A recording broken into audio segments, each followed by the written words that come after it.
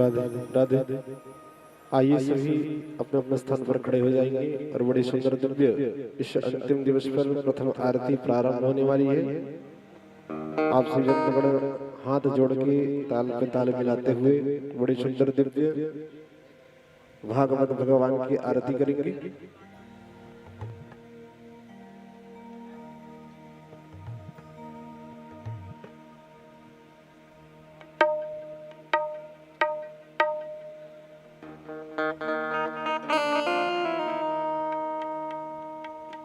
तुम ही तो मेरे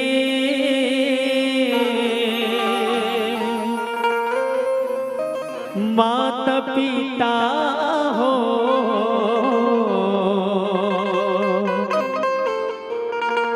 तुम ही तो मेरे परमात्मा हो। और ऐ भगवान मुझ में रह कर मुझसे पर्दा पर्दा हटाना जरूर होगा। कई जन्मों से बुला रही हो, कोई तो रिश्ता जरूर होगा।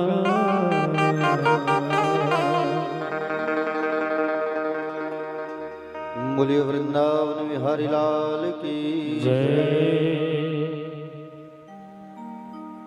आरती अति पावन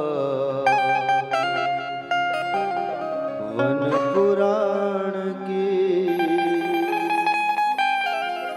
धर्म भक्ति विज्ञान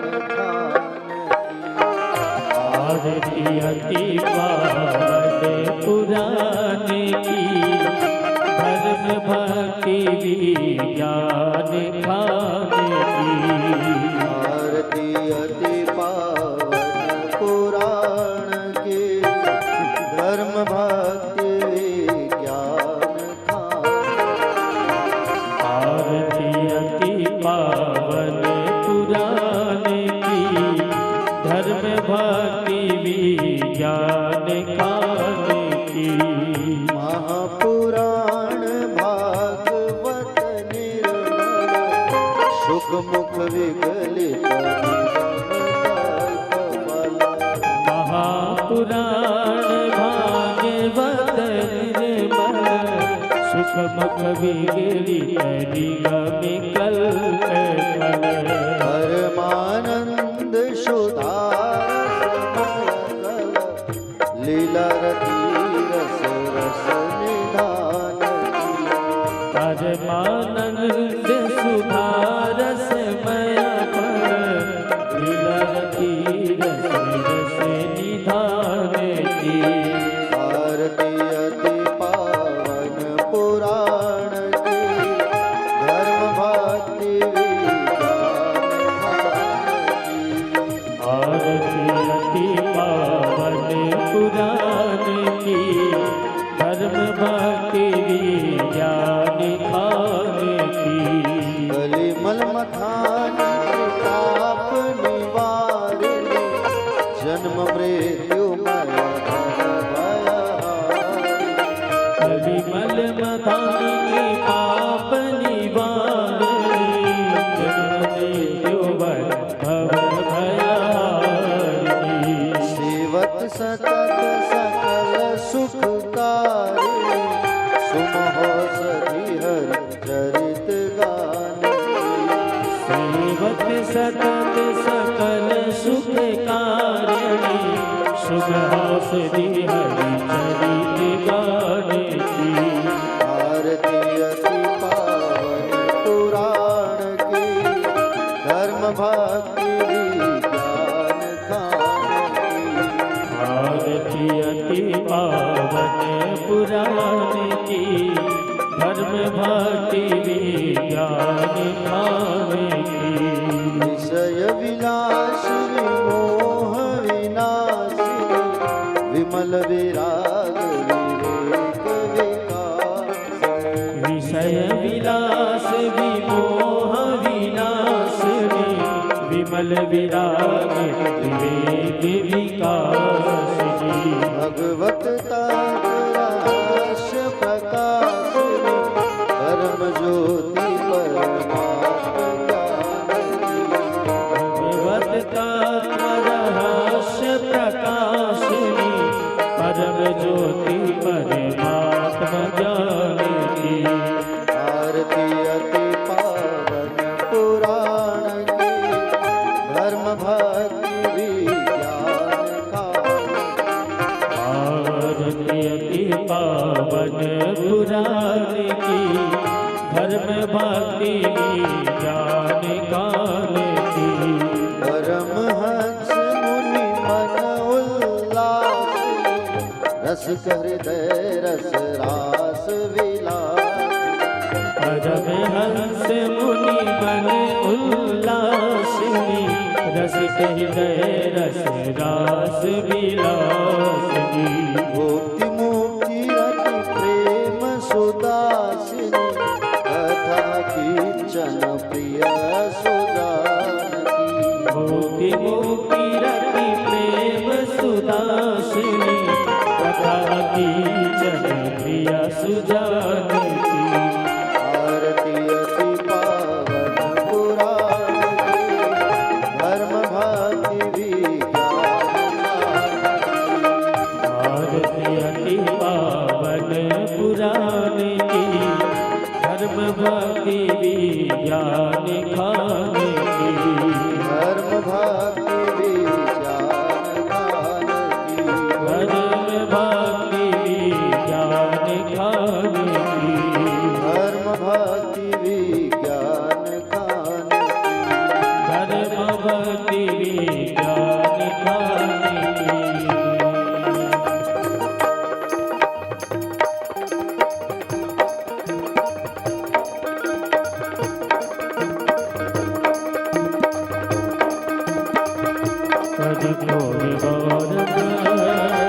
कजुनावतारम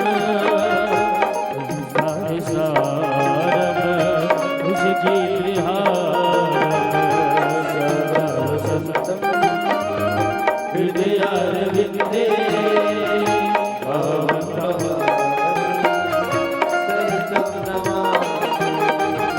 मनतार माला उनकाए काले कापाल माला चित से दिगंबराए दिगंबराए नमः शिवाय नमः शिवाय नमः शिवाय नमः शिवाय नमः शिवाय नमः शिवाय। चार बार परिक्रमा कर लेंगे। विजयेद रथानि व्रजरन्ति स्थानि खिङ्गणः देखागं सहस्रयोर्जनेव धन्वानि धनमसि। यानि कानि च पापानि धनमान्दनकृतानि च तानि शर्वाणि पश्यन्तु प्रदक्षिणायां प्रदे प्रदे। कीजनेन शीतलीकरणं पुष्पैर्देवादिवन्दनम् आरोग्यार्थे आत्मादिवन्दनम्। हस्तो प्रक्षाल्यं कुर्यात् हस्ते अक्षतपुष्पं गृहीत्वा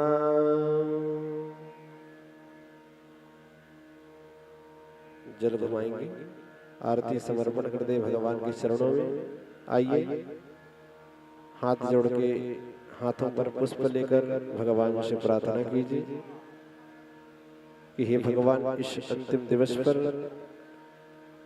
हमारी संपूर्ण मनोकामना पूर्ण हो, हमारे पितृ की मोक्ष प्राप्ति हो।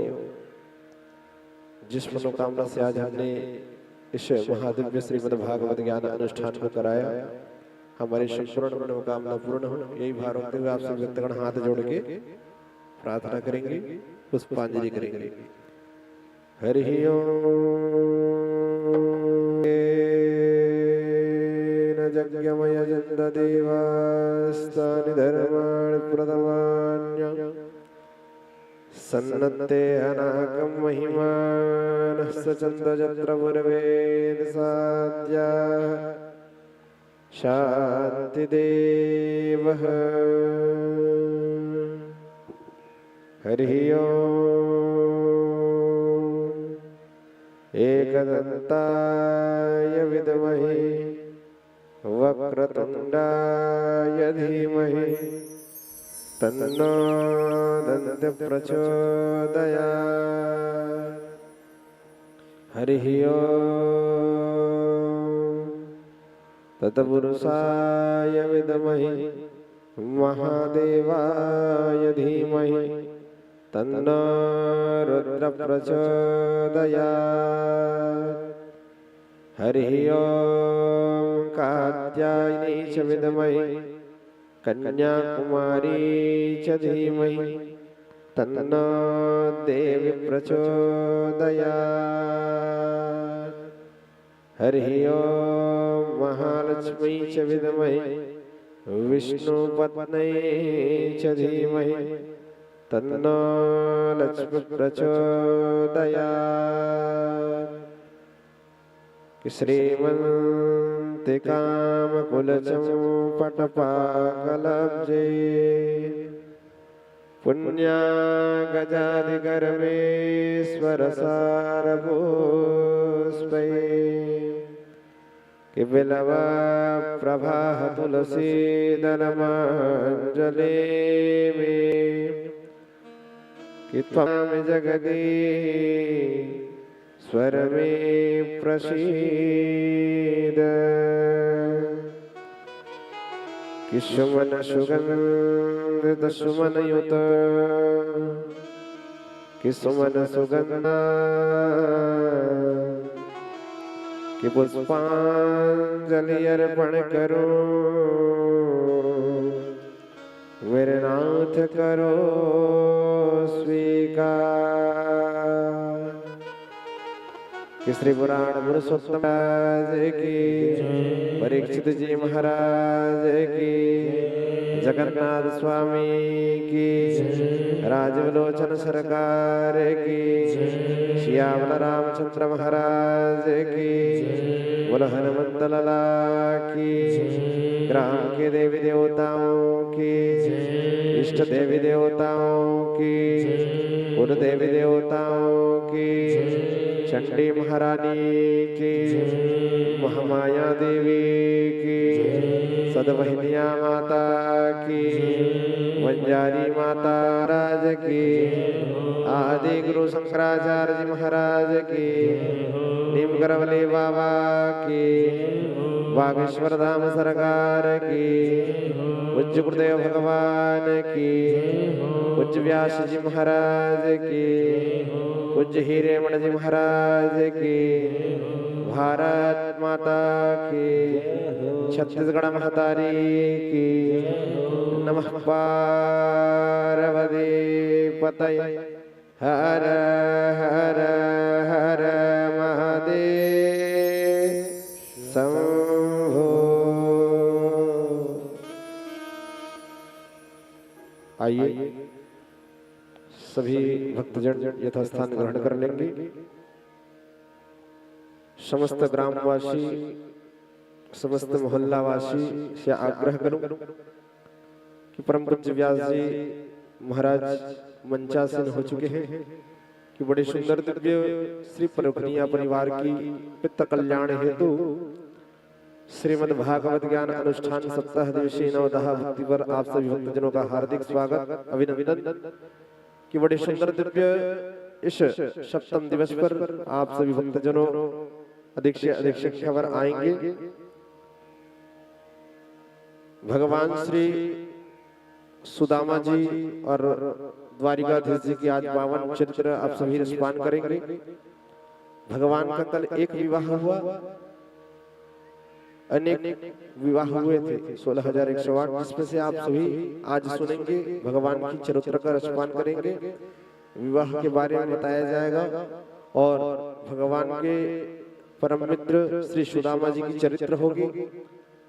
और परीक्षित मोक्ष का कार्यक्रम है आज।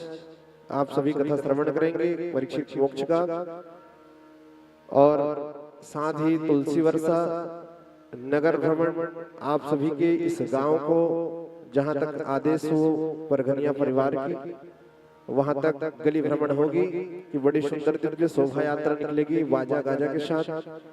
निवेदन करूं आप सभी अधिक से अधिक संख्या पर आएंगे और अपना जीवन वृतांत करेंगे कथा श्रवण कर, और बड़ी ही दिव्य अंतिम क्षण पर चढ़ोतरी की कार्यक्रम भी है। जो भी आप चढ़ाना चाहते हैं रुपया पैसा चावल दावल जो भी आप चढ़ा सकते हैं यथाशक्ति अनुसार यथा भक्ति अनुसार। तो निवेदन करूं आप सभी भक्त से अधिक संख्या पर आएंगे, भगवान श्री सुदामा जी की चरित्र श्रवण करेंगे और अपना जीवन वृतांत करेंगे। जय श्री कृष्ण, जय राधे, जय घनश्याम, हर हर महादेव।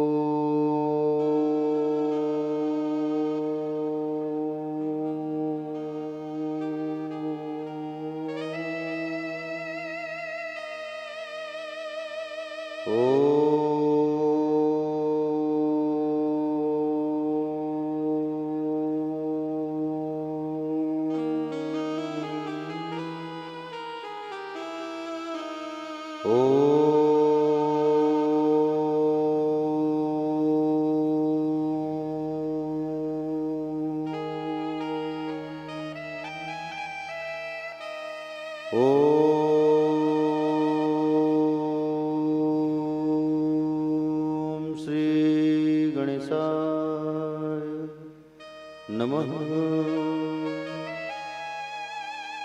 ॐ श्री सरस्वत्यो नमः। ॐ श्री गुरु चरण कमलेभ्यो नमः। ॐ श्रीमात्र पेत्र चरण कमलेभ्यो नमः। ॐ श्रेष्ठान देवताभ्यो नमः। ॐ श्रीवास्तु देवताभ्यो नमः।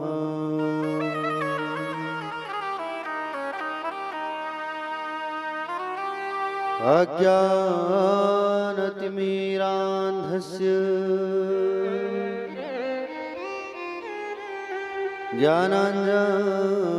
ज्ञानाञ्जनशलाकया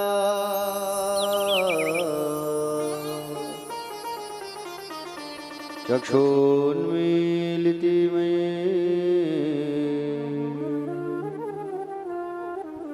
तस्मै श्री गुरुवे नमः।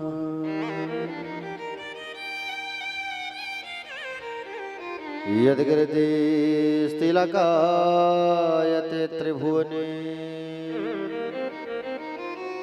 तापत्रयोन्मूलनी यद्वाक्यामृतजीवनिह जनयते स्वान्ते शतामकौतुकम्।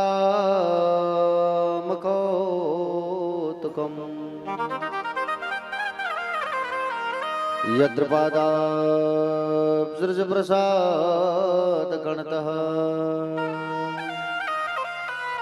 कैवल्यमापद्यते सोऽयं कोऽपि महेश्वरो विजयते श्रीपाणिपात्रो गुरुवे नमः। नारायणं नमस्कृत्यं नरं चैव नरोत्तमं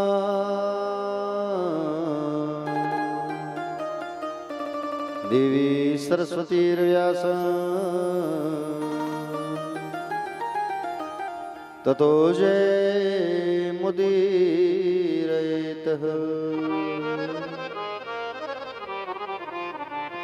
नमो भगवते तुभ्यं वासुदेवाय धीमहि प्रद्युम्नाय निरुद्धाय नमः संकर्षणाय च वरहपीडं नटवर वपुः कर्णयो कर्णिकारं विप्रदासाकनककपिशं वैजन्ती च माला रन्ध्राणवेणोरधर शुधया पूरयन् गोपवन्दे वृन्दारण्यस्वपदरमणं प्राविशद्गीतकीर्तिः या कुन्देन्दुतुषारहारधवला या शुभ्रवस्त्रावृता या वीणावरदण्डमण्डितकरा या श्वेतपद्मासना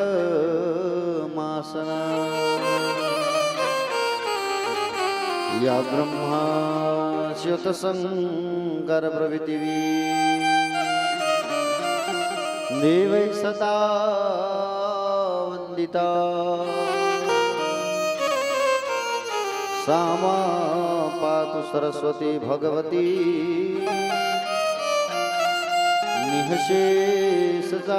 निःशेषजाड्यां पहा। देवी प्रपन्नार्ति हरे प्रसीद प्रसीद मातर्जगतोऽखिलस्य प्रसीद विश्वेश्वरि पाहि विश्वं त्वमीश्वरि देवी चराचरस्य ज्ञानिनामपि चेतांसि देवी भगवती सा बलादा कृष्णमोहा महामाया प्रयच्छति।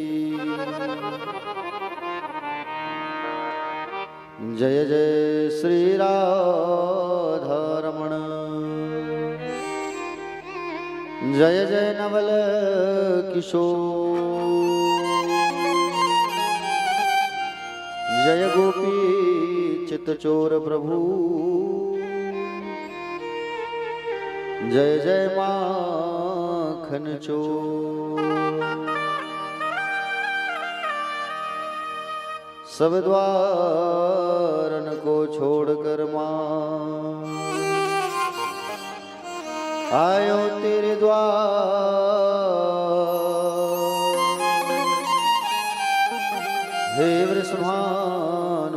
लाडली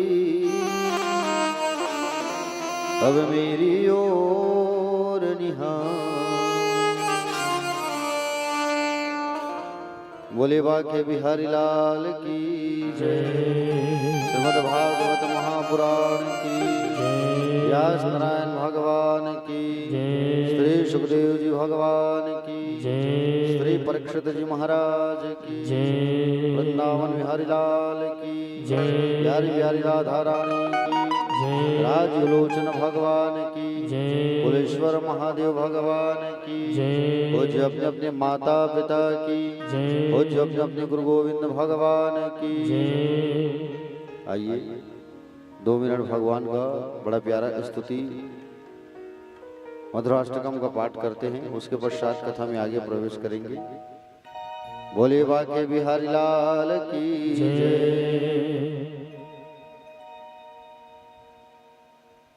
अधरम मधुरम वदनम मधुरम नयनम मधुरम हसितम मधुरम। अधरम मधुरम वदनम मधुरम नयनम मधुरम हसितम मधुरम। हृदयम मधुरम गमनम मधुरम मधुराधिपतिरखिलम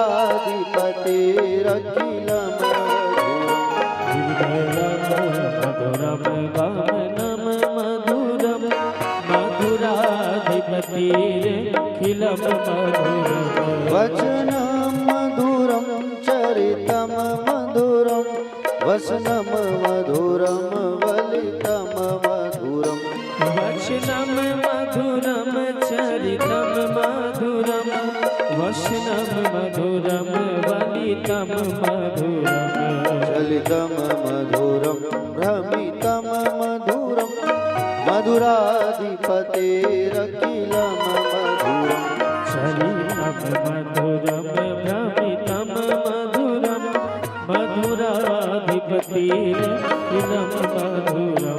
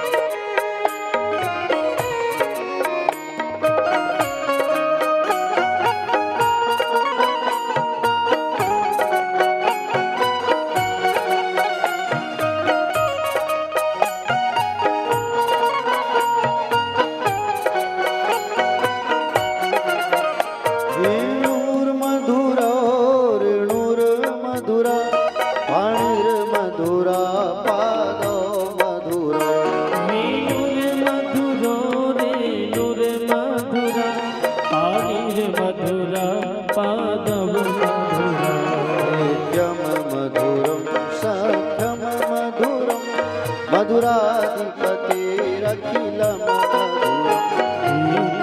मधुरम सख्यम मधुरम मधुराधिपतिरखिलम मधुरम। गीतम मधुरम पीतम मधुरम भुक्तम मधुरम सुक्तम मधुरम। गीतम मधुरम पीतम मधुरम भुक्तम मधुरम सुक्तम मधुरम। रूपम मधुरम तिलकम मधुरम मधुराधिपतिरखिलम मधुरम तिलकम मधुरम मधुराधिपतिरखिलम मधुरम।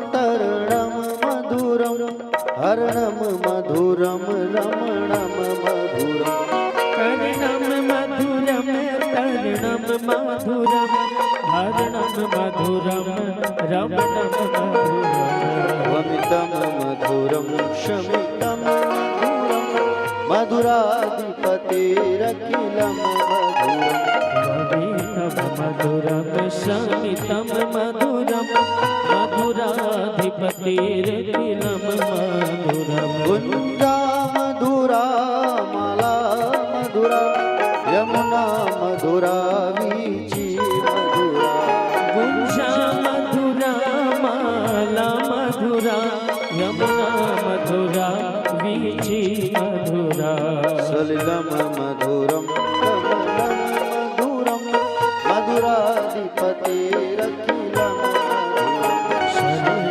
मधुरम कमलम मधुरम मधुराधिपतिरखिलम मधुरम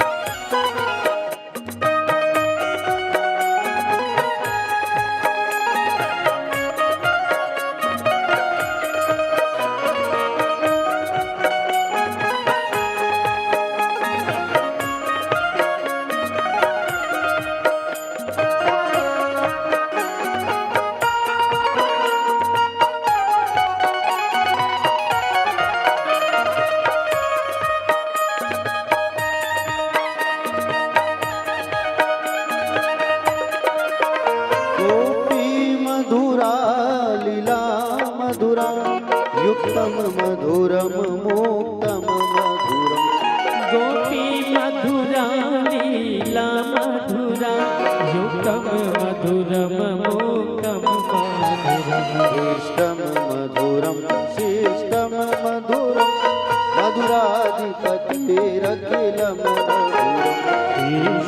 मधुरम शिष्टम मधुरम मधुराधिपतिरखिलम मधुरम गोपा मधुरा गवो मधुरा यस्तिर मधुरा श्रेष्ठिर मधुरा गोपा मधुरा गाओ मधुरा यशिर मधुरा शिशिर मधुरा फलितम मधुरम फलितम मधुरम मधुराधिपतिरखिलम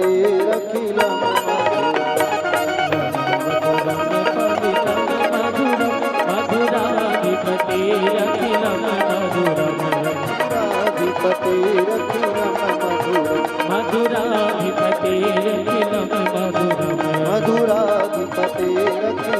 मधुरम मधुराधिपतिरखिलम मधुरम। बोले गोविंद भगवान की जय। दोनों हाथ उठा के एक बार सभी भक्त कहेंगे राधे राधे।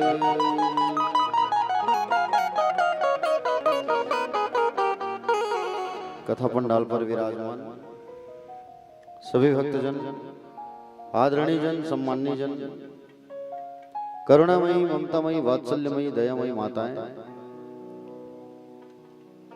नंद वसुदेव जैसे पिता तुल्य गणमान्य जन, अनुसुईया शक्ति भक्ति स्वरूपा माताएं, अध्यात्म प्रेमी रसिक जन, श्रोता समाज, श्रोता बंधु, युवा भाई बहन, छोटे छोटे भाई बहन, आप सभी का व्यासपीठ से हार्दिक हार्दिक वंदन है, स्वागत है, अभिनंदन है। आप सभी को सादर सीताराम, जय श्री कृष्ण, जय श्री राधे। आइए 2 मिनट भगवान का नाम उच्चारण करते हैं, फिर कथा पर आगे प्रवेश करेंगे। बोले वृंदावन विहारी लाल की जय।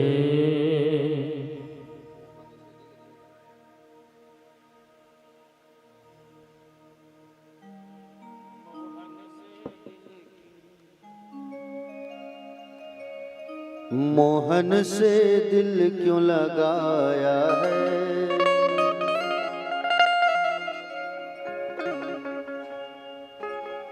छलिया से दिल क्यों लगाया है, ये मैं जानूं या वो जाने। मोहन से दिल क्यों लगाया है, मोहन से दिल क्यों लगाया है, ये मैं जानूं या वो जाने। मोहन से दिल क्यों लगाया है, छलिया से दिल क्यों लगाया है, मैं जानूं या वो जाने। छलिया पे दिल क्यों आया है, मोहन से दिल क्यों लगाया है, ये मैं जानूं या वो जाने। मोहन से दिल क्यों लगाया है, छलिया से दिल क्यों लगाया है, मैं जानूं या वो जाने।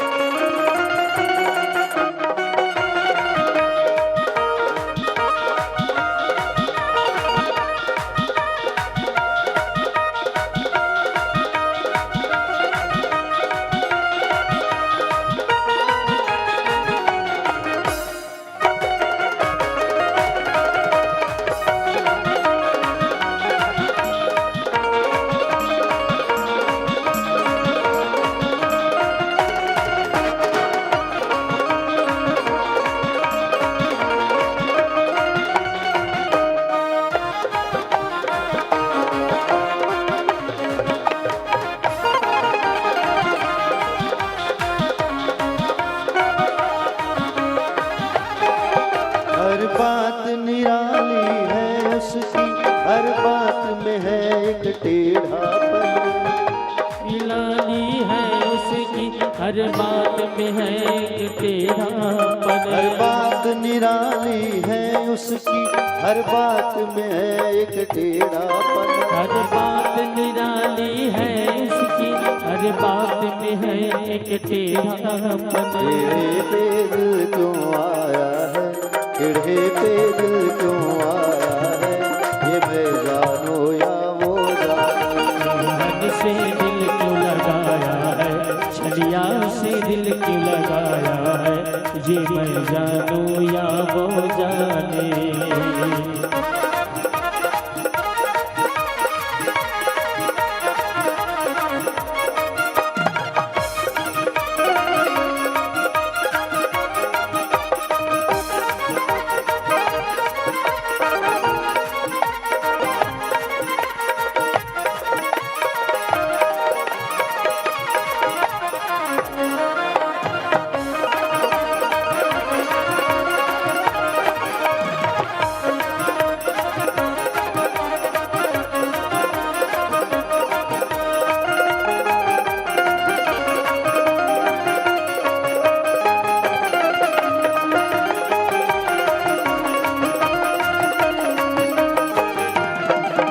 जितना दिल ने तुझे याद किया, उतना जग ने बदनाम किया। हाँ, दिल ने तुझे याद किया, उतना जग ने बदनाम किया। जितना दिल ने तुझे याद किया, उतना जग ने बदनाम किया। जितना दिल ने तुझे याद किया, उतना दिल ने बदनाम किया। बदनामी का फल क्या पाया है, बदनामी का फल क्या पाया है, ये मैं जानूं या वो जाने। से दिल क्यों लगाया है, मोहन से दिल क्यों लगाया है, ये मैं जानूं या वो जाने।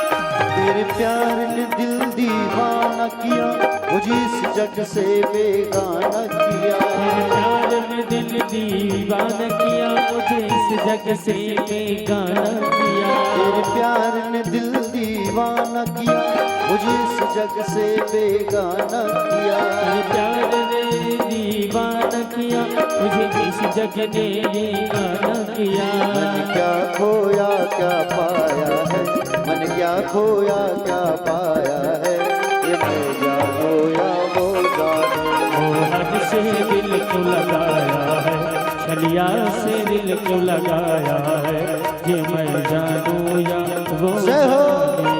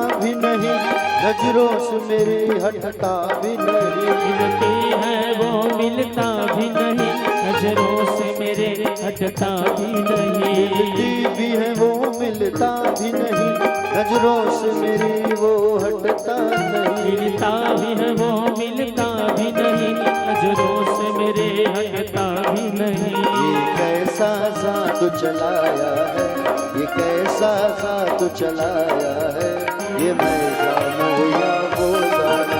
मोहन से दिल क्यों लगाया है, छलिया से दिल क्यों लगाया है, ये मैं जानू या वो जाने। मोहन से दिल क्यों लगाया है, छलिया से दिल क्यों लगाया है, ये मैं जानू या वो जाने। मोहन से दिल क्यों लगाया है, छलिया से दिल क्यों लगाया है, ये मैं जानू या वो जाने। ये मैं जानू या वो जाने।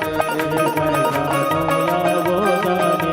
ये मैं जानू या वो जाने। ये मैं जानू या वो जाने। ये मैं जानू या वो जाने। ये मैं जानू या वो जाने। मोहन से दिल क्यों लगाया है,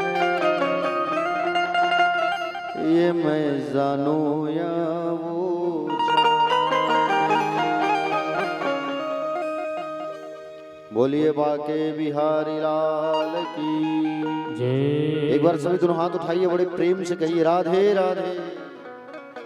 थोड़ा आवाज निकालो मुंह से, राधे राधे। कल कहाँ पहुंचे थे कथा में हम लोग?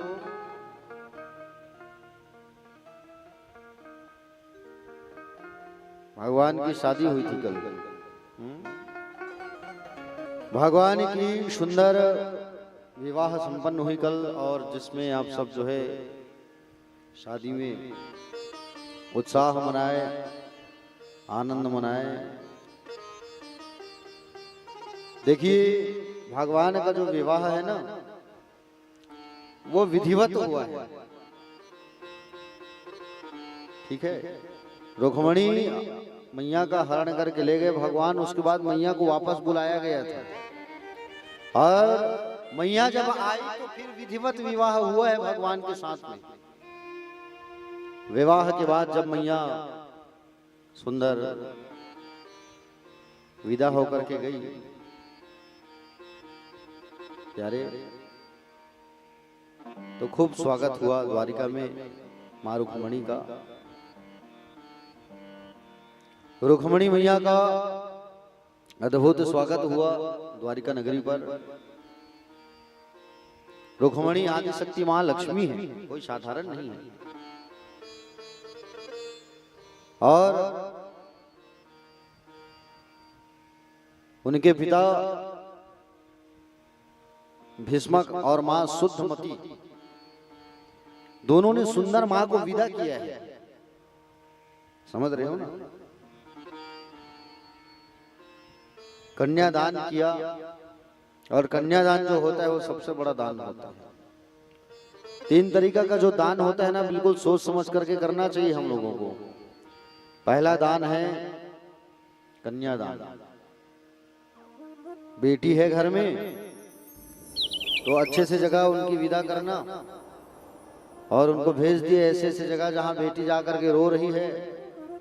अगर ससुराल बेटी में जाकर के रोती है तो उसका फल माँ बाप को भोगना पड़ता है। बेटी के आंख में कहीं एक बूंद भी आंसू आ गया तो उसका पूरा का पूरा फल माँ बाप को भोगना पड़ता है। याद रखना प्यारे भक्तजन। इसलिए बेटी की विदा अच्छी जगह करना, कन्यादान बड़े सोच समझ करके करना। लोग कहेंगे बेटी बड़ी हो गई शादी कर दो, लोग कहेंगे बेटी बड़ी हो गई शादी कर दो, शादी कर दो। हाँ? प्यारे, हमसे ज्यादा हड़बड़ी हमारे पड़ोसी को रहता है। बेटी बड़ी हो गई, कब शादी करेंगे, कब शादी करेंगे। ज्यादा है तो तुम दे दो 4-5 लाख रुपए, कर देंगे शादी बेटी की। कन्या का दान बड़े सोच समझ करके करना, ऐसे ही कहीं मत भेज देना, क्योंकि कन्या जो है कीमती रत्न होती है प्यारे। कन्यादान सोच समझ करके करना। दूसरा है गौ का दान। गौ माता का दान ऐसे जगह करना जहां उनको चारा मिले, पानी मिले। और ऐसे जगह दान कर दिया तुमने जहां गौ माता को चारा नसीब नहीं हो रहा है तो वहां गौ माता जाने के बाद रोती है। तीसरा दान है लक्ष्मी का दान। लक्ष्मी का दान ऐसे जगह करना चाहिए जहां लक्ष्मी का सदुपयोग हो। और लक्ष्मी को तुमने दान कर दिया ऐसे जगह जहां, जैसे ट्रेन में देखना, आपके ट्रेन में सफर किए हो आप लोग? ट्रेन में सफर करोगे ना तो आपके पास देखना वो साफ करने वाले लोग आएंगे, कपड़ा से झाड़ू से सीट के नीचे साफ करेंगे। आप पैसा देते हो उसको, पैसा लेने के बाद वो क्या करता है, अगले स्टेशन में उतर करके उसका गलत इस्तेमाल करता है उस पैसे का। प्यारे भक्तजन, इसलिए लक्ष्मी का अच्छी जगह दान करना, कन्यादान अच्छी जगह करना, और गौ माता का दान। 3 तरीके का जो दान होता है उस दान को बड़े सोच समझ करके करना चाहिए। कन्यादान, लक्ष्मी का दान और गौ माता का दान। कन्यादान जब होता है ना तो एक बाप जो है सबसे ज्यादा रोता है, याद रखना। और आपके घर अगर बेटी है तो आप सबसे बड़ी किस्मत वाले हो। एक बेटी जो होती है वो 9 बेटों के बराबर होती है प्यारे। कितने बेटों के बराबर? 9 बेटों के बराबर। कन्या को ऐसे जगह भेजना जहां कन्या को शांति मिले, सुकून मिले। किसी शराबी जुआड़ी के पास मत भेज देना। ससुराल अच्छा हो, सास ससुर अच्छा मिले। कहीं ससुराल में जाने के बाद पति अगर शराबी मिल गया तो कन्या रोती है। सास ससुर अच्छे मिल गए तो ठीक, पति अच्छा मिल गए तो ठीक, और अगर सब बेकार मिल गए ना तो कन्या रोती है ससुराल में जाने के बाद। मैके आए तो मैके में भाई एक है, भाई अच्छा है तो ठीक, और भाभी गलत आ गई तो फिर उस मैके में भी उसका अधिकार नहीं रह पाता। मैके से भी किसी चीज को ले जाने के लिए वो सोचती है। जिस मैके में उस बेटी का पूर्ण अधिकार था, उस मैके में जहां बेटी का पूर्ण अधिकार था, जहां बाप जब ड्यूटी से आता था ना तो वो बेटी दौड़ करके पापा को, पिता जी को पानी लेके जाके देती थी। अपने बाप को पानी ले जाके देती थी, अपने पिता का ख्याल करती थी। पिता को कुछ हो जाए तो सबसे ज्यादा परेशान वो बेटी रहती थी। मेरे पिताजी की तबीयत ठीक नहीं हुई,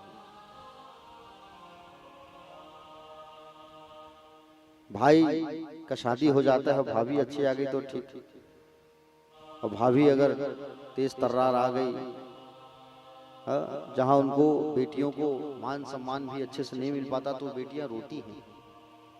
उस समय वो बेटी रोते रोते ना अपने बाप को याद करती है, पिताजी अब मैं जाऊं तो जाऊं कहां। एक समझदार बेटी होती है ना, वो अपने माता पिता को बार बार दुख देने के लिए ससुराल से मायके नहीं आती। एक समझदार बेटी रहती है, वो समझ रहे हो ना प्यारे भक्तजन। बेटी को जब तकलीफ मिलता है उसमें बेटी रो रो करके अपने बाप को याद करती है, पिताजी आप मुझे भूल गए, अब मुझे याद नहीं करते। उस समय बेटी जो है रोती है ससुराल में और सबसे ज्यादा अपने बाप को याद करती है रो रो करके। सब मुझे भूल गए, अब मैं क्या करूं। पति अच्छा है तो ठीक, घर बार अच्छा है तो ठीक, हाँ? उस समय वो बेटी जो है याद करते करते रोती है प्यारे, और रो रो करके अपने पिता को याद करती है और कहती है, सच बात पूछती हूँ बताओ न बाबूजी, छुपाओ न बाबूजी, क्या याद मेरी आती नहीं। सच बात पूछती हूँ बताओ न बाबूजी, छुपाओ न बाबूजी, क्या याद मेरी आती नहीं। एक बेटी जो है बाप को याद कर करके रोते रोते कहती है, प्यारे पैदा हुई घर में मेरे मातम सछाया था, पापा तेरे खुश थे मुझे माँ ने बताया था, लेले के नाम प्यार जताते भी मुझे थे, आते थे कहीं से तो बुलाते भी मुझे थे, मैं हूं नहीं तो किसको बुलाते हो बाबूजी, क्या याद मेरी आती नहीं। सच बात पूछती हूँ बताओ न बाबूजी, छुपाओ न बाबूजी, क्या याद मेरी आती नहीं। हर जिद मेरी पूरी हुई हर बात मानते, बेटी थी मगर बेटों से ज्यादा थे जानते, घर में कभी होली कभी दीपावली आई, सैंडल भी मेरी आई मेरी फ्रॉक भी आई, अपने लिए भी बंडी ना लेते थे बाबूजी, क्या कमाते थे बाबूजी, क्या याद मेरी आती नहीं। सच बात पूछती हूँ बताओ न बाबूजी, क्या याद मेरी आती नहीं। सारी उम्र खर्चे में कमाई में लगा दी, दादी बीमार थी तो दवाई में लगा दी, पढ़ने में लगे हम सब तो पढ़ाई में लगा दी, बाकी बचा वो मेरे सगाई में लगा दी, अब किसके लिए इतना कमाते हो बाबूजी, बचाते हो बाबूजी, क्या याद मेरी आती नहीं। कहते थे मेरा मन कहीं एक पल न लगेगा, बिटिया विदा हुई तो घर घर न लगेगा। कपड़े कभी गहने कभी सामान संजोते, तैयारियां भी करते थे छुप छुप के थे रोते। कर कर के याद अब तो न रोते हो बाबूजी, क्या याद मेरी आती नहीं। कैसी परंपरा है ये, कैसा विधान है, पापा बतान कौन सा मेरा जहान है। आधा यहाँ आधा वहाँ जीवन है अधूरा, पीहर मेरा पूरा है ना ससुराल है पूरा। क्या आपका भी प्यार अधूरा है बाबूजी, न पूरा है बाबूजी, क्या याद मेरी आती नहीं। क्या याद मेरी आती नहीं। सच बात पूछती हूँ बताओ न बाबूजी, क्या याद मेरी आती नहीं। बाप उत्तर देता है बेटी को, तेरे लिए जो मैंने किया मेरा फर्ज था, बिटिया की शादी करना तो बाबुल पे कर्ज था। क्यों रख लिया है बोझ मन में, क्यों उदास है। बिटिया का पापा होना तो किस्मत की बात है। तुम सबके लिए अब भी कमाता हूँ लाडली, हाँ मेरी भोली लाडली। हाँ याद तेरी आती बहुत है, हाँ याद तेरी आती बहुत है। उत्तर तेरी हर बात का देता हूँ लाडली, मेरी भोली लाडली। हाँ याद तेरी आती बहुत है, हाँ याद तेरी आती बहुत है। इसलिए कन्या का दान बड़े सोच समझ करके करना प्यारे। बेटियों को किसी भी प्रकार का कोई दुख ना मिले, बेटियों को किसी भी प्रकार का कोई तकलीफ ना मिले, ऐसे जगह बेटियों की विदा करना विवाह करके। कल रुक्मणी मैया का भी सुंदर विदाई हुआ, उनकी माँ ने भी बढ़िया, पिता ने उनका विदाई किया। और मैया जो है जब द्वारिका नगरी आई तो द्वारिका नगरी जैसी आई तो खूब उनका स्वागत हुआ माँ का।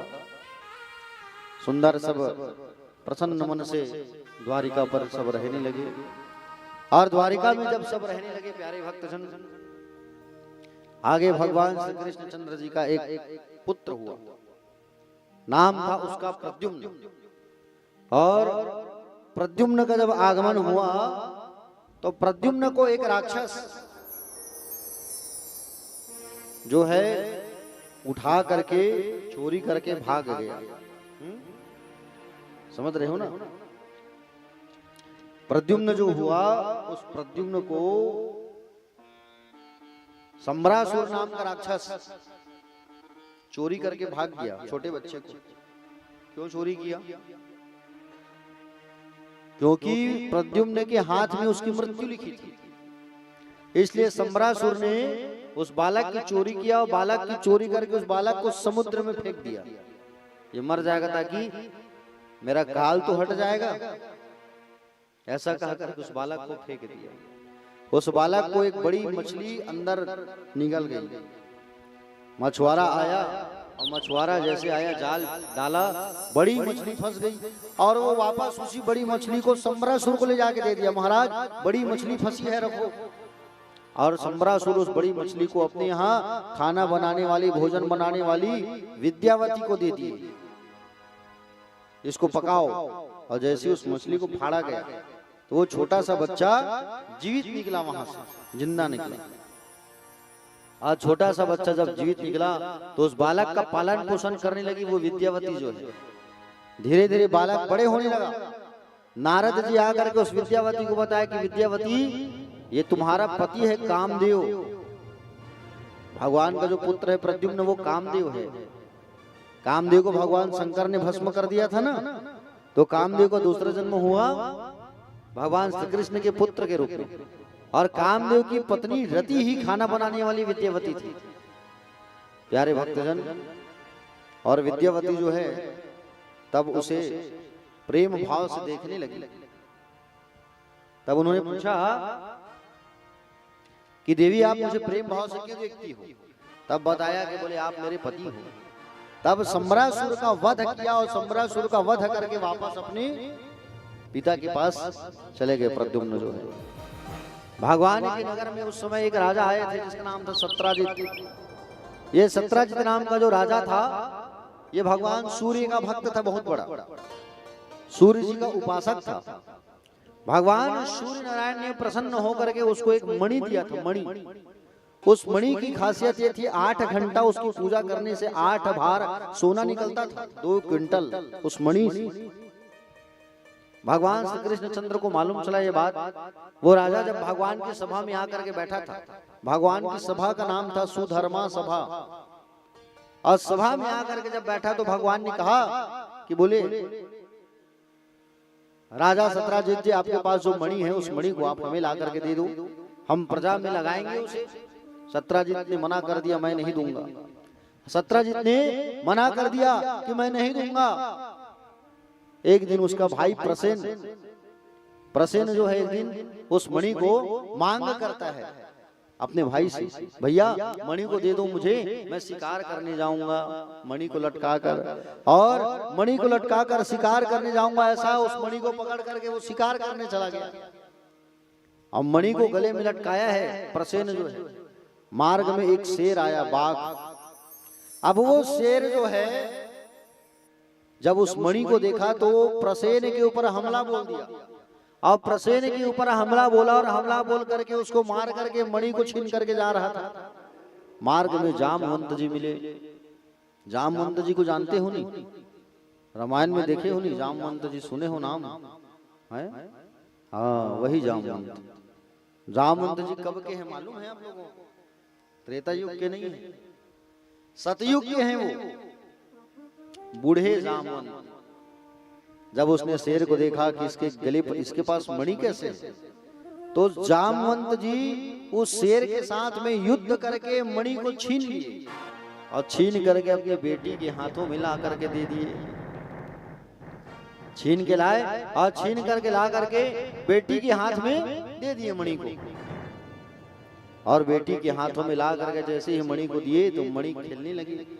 अभी सत्राजित को मालूम चला मेरा भाई मर गया, और मेरा भाई मर गया लेकिन मेरे भाई को मारा होगा किसने? वो द्वारकाधीश। वो मेरे भाई को मारा होगा क्योंकि उसी ने मणि को मांगा था मुझसे। मेरे भाई को मार करके मणि को चुरा लिया होगा। अपनी पत्नी को बताया। पत्नी को बताते हुए कहा लेकिन ये बात तुम किसी को कहना मत कि द्वारकाधीश मेरे भाई को मारे हैं, मणि चुराए हैं। मैं तुमको बता रहा हूँ पर्सनल बात। लेकिन वो जो है पानी भरने जब गई अपने पड़ोसियों से चर्चा की, ऐसा सब बात है हमारे देवर को द्वारकाधीश जी मार डाले, मणि चुरा लिए, लेकिन तुम किसी से कहना मत। अब वो अगले उसको भी कही तुम किसी से कहना मत। वो अगले को बताई तुम किसी से कहना, ये तुम किसी से कहना मत के चक्कर में पूरा फैल गया। माताओं के पेट में कोई बात पछता नहीं है, पर्सनल बात कुछ बताना नहीं चाहिए, समझ रहे हो नहीं? इसलिए नहीं बताना चाहिए पर्सनल बात को, क्योंकि माताओं को श्राप मिला है, स्त्रियों को श्राप मिला है युधिष्ठिर जी का। क्यों? कुंती मैया जो है बात को छुपा करके रखी थी कि कर्ण जो है उसका बेटा है, पांडवों को नहीं बताई थी ये बात। और कर्ण जब मरा, कर्ण का जो पैर है वो कुंती मैया के पैर से मिलता था, टू कॉपी एकदम, योद्धा था कर्ण।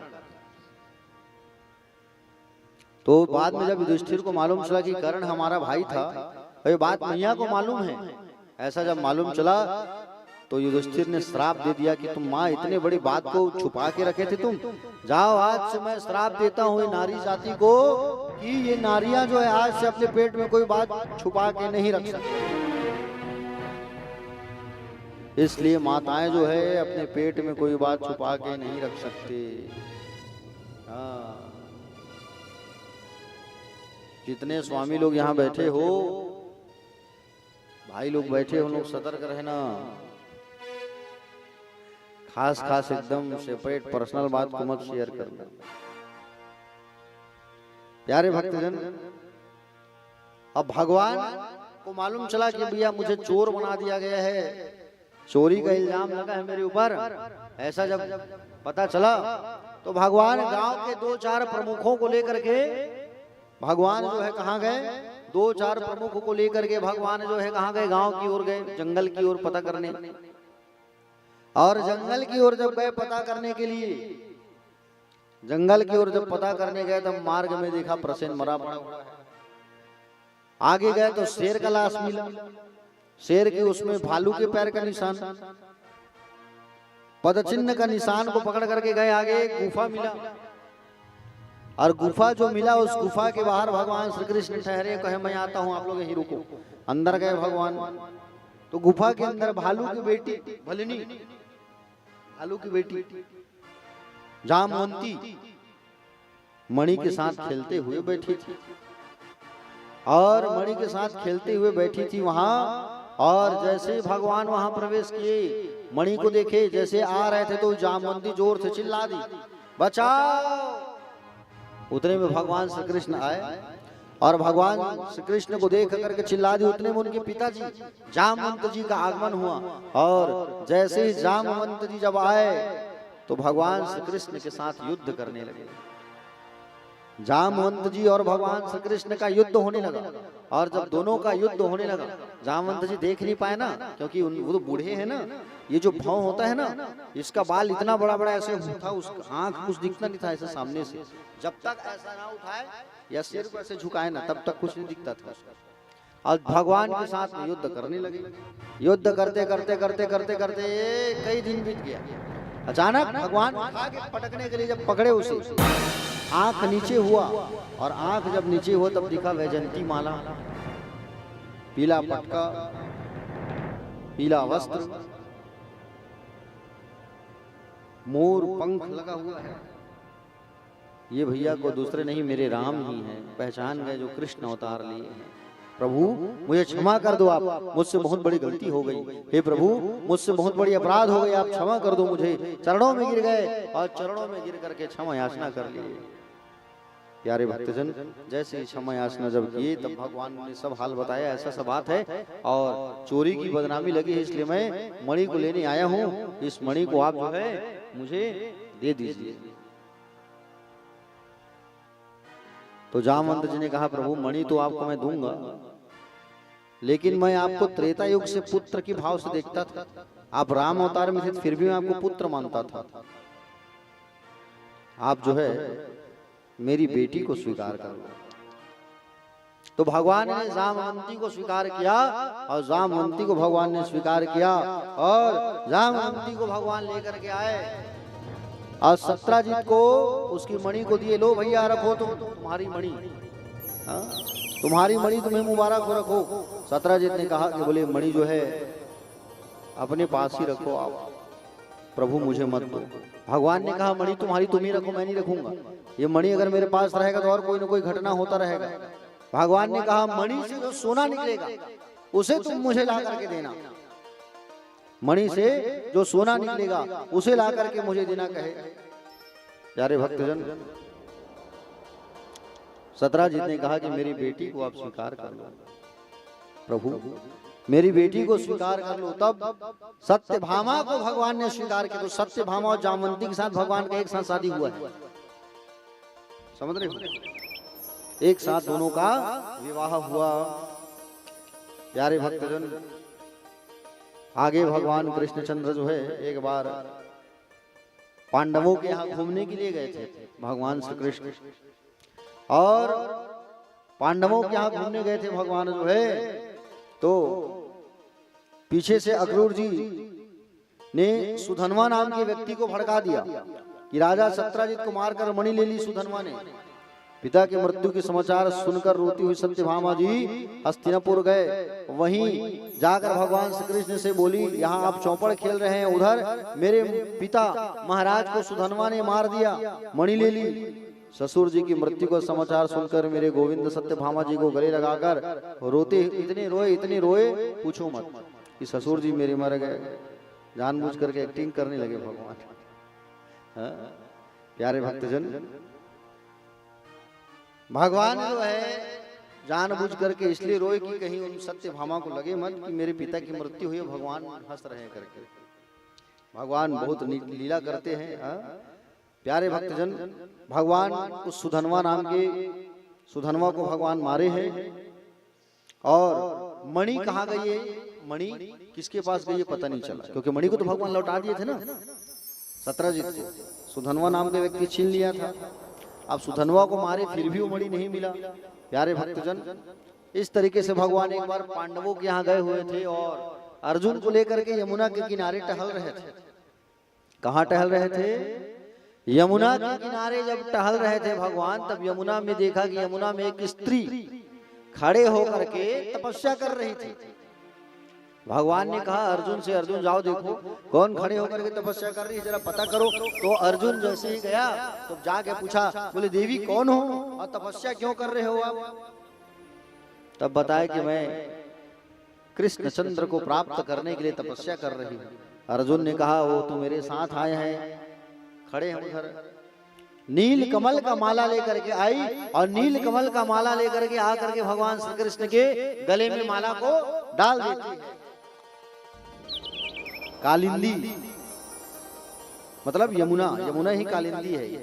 यमराज की बहन, सूर्य नारायण की बेटी यमुना, यम की बहन, भगवान के गले में माला डाल देती है और भगवान बन गए कालिंदी कृष्ण। क्या बन गए भगवान? कालिंदी कृष्ण। बोले कालिंदी कृष्ण भगवान की। तो भगवान का चौथा विवाह हो गया। पांचवा विवाह भगवान का मित्र वृंदा से हुआ है। छठवां विवाह हुआ है नग्नजित नाम के राजा थे, इसके पास 7 बैल थे और 7 बैल में एक साथ जो रस्सी डाल करके नाथ करके जो लाएगा उसी से मैं अपनी बेटी की शादी करूंगा, ऐसा उसको प्रतिज्ञा थी। भगवान ने इस चैलेंज को स्वीकार किया और भगवान जो है चैलेंज को स्वीकार किया और 7 बैल के नाक में रस्सी डाल करके 7 स्वरूप बना करके एक साथ दौड़ा करके 7 बैल की रस्सी को ला करके नग्नजित राजा को दे दिए। तो नग्नजित ने अपनी बेटी नग्नजीती को भगवान को दिया। छठवां विवाह जो है नग्नजीती के साथ हुआ। 7वां विवाह भगवान का हुआ है भद्रा के साथ। 8वां विवाह हुआ है भगवान का लक्ष्मणा के साथ। उसी समय एक भौमासुर नाम का राजा था। कौन था? भौमासुर, जो भूमि से उत्पन्न हुआ था। भौमासुर। प्यारे भक्तजन, भौमासुर ने अपने बल का दुरुपयोग किया। कभी कभी व्यक्ति जो है धन का दुरुपयोग कर देते हैं, अपने बल का दुरुपयोग कर देते हैं। और जो व्यक्ति विवेक के साथ काम नहीं लेता उसका धन और ऐश्वर्य सब खत्म हो जाता है। बुद्धि से काम लेना चाहिए। भौमासुर ने अपने बल का दुरुपयोग किया, बड़े बड़े राजघरानों में जाता और राजकुमारियों का हरण करके ले आता था। राजा के घर जाता था और राजा की बेटियों को चुरा चुरा के लाता था। मन में ये संकल्प किया था कि मैं एक साथ 20,000 कन्याओं के साथ में शादी करूंगा। कितनी कन्याएं? 20,000 कन्याओं के साथ शादी करूंगा, ऐसा उसका विचार था प्यारे। हाँ? और 16,100 कन्याओं को वो राक्षस जो है जेल में बंद करके रखा था। आसपास जब किसी की शादी होती थी ना, और शादी जब होती थी आसपास किसी की, तो डोली में बैठ करके दुल्हन जब जाती थी तो डोली से दुल्हन को गायब कर देता था वो भौमासुर। उसका संकल्प था एक साथ मैं 20,000 कन्याओं के साथ शादी करूंगा। ऐसा सोच करके 16,100 कन्याओं को जेल में बंद करके रखा था। सब लोगों ने भगवान को पुकारा, हे भगवान हमारी रक्षा करो, हे भगवान हमारी रक्षा करो। तो भगवान को जैसे ही पुकारा तो भगवान जो है इन कन्याओं को छुड़ाने के लिए भगवान आए, और इन कन्याओं को भगवान छुड़ाने के लिए आए। सबसे पहले भौमासुर के यहाँ जब गए तो मूर नाम के राक्षस को मारा भगवान ने, मूर। और मूर नाम के राक्षस को जब मारा भगवान ने तो भगवान का नाम पड़ा मुरारी। बोलिए मुरारी भगवान की जय। मुरारी नाम पड़ा भगवान का। हाँ? आगे चल करके भगवान उस भौमासुर नाम के राक्षस को मारे हैं। ये इतना बड़ा चोर था, नारियों की तो चोरी करता था, साथ में इंद्र का जो है अदिति मैया, इंद्र की मां अदिति के कुंडल को चोरी किया था, और वरुण देव के छत्र को भी चोरी करके रखा था ये भौमासुर। भगवान उस भौमासुर नाम के राक्षस को मारे हैं, और मार करके 16,100 कन्याओं को भगवान जेल से मुक्त कराए। 16,100 कन्या कहने लगे भगवान हम कहाँ जाएंगे, किस किस शरण में जाएंगे, हमारी रक्षा करो, हमें स्वीकार करो। तब भगवान ने 16,100 कन्याओं को भगवान ने स्वीकार किया है। कितनी पत्नियां हो गई भगवान की? 16,108 हो गए। और 16,108 भगवान की पत्नियां, अब उनके 11 संतान थे।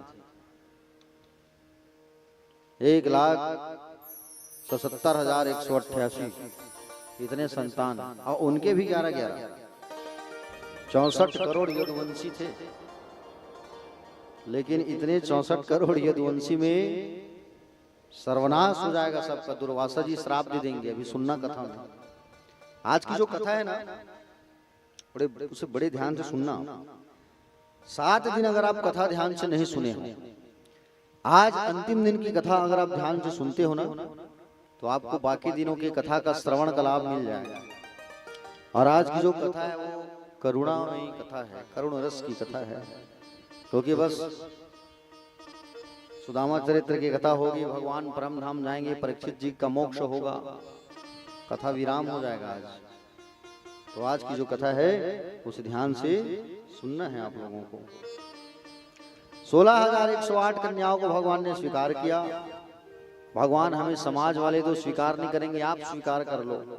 तो 16,100 कन्याओं को स्वीकार किया। ये 16,100 कन्या कोई साधारण कन्या नहीं थी जो भगवान की पत्नियां बनी।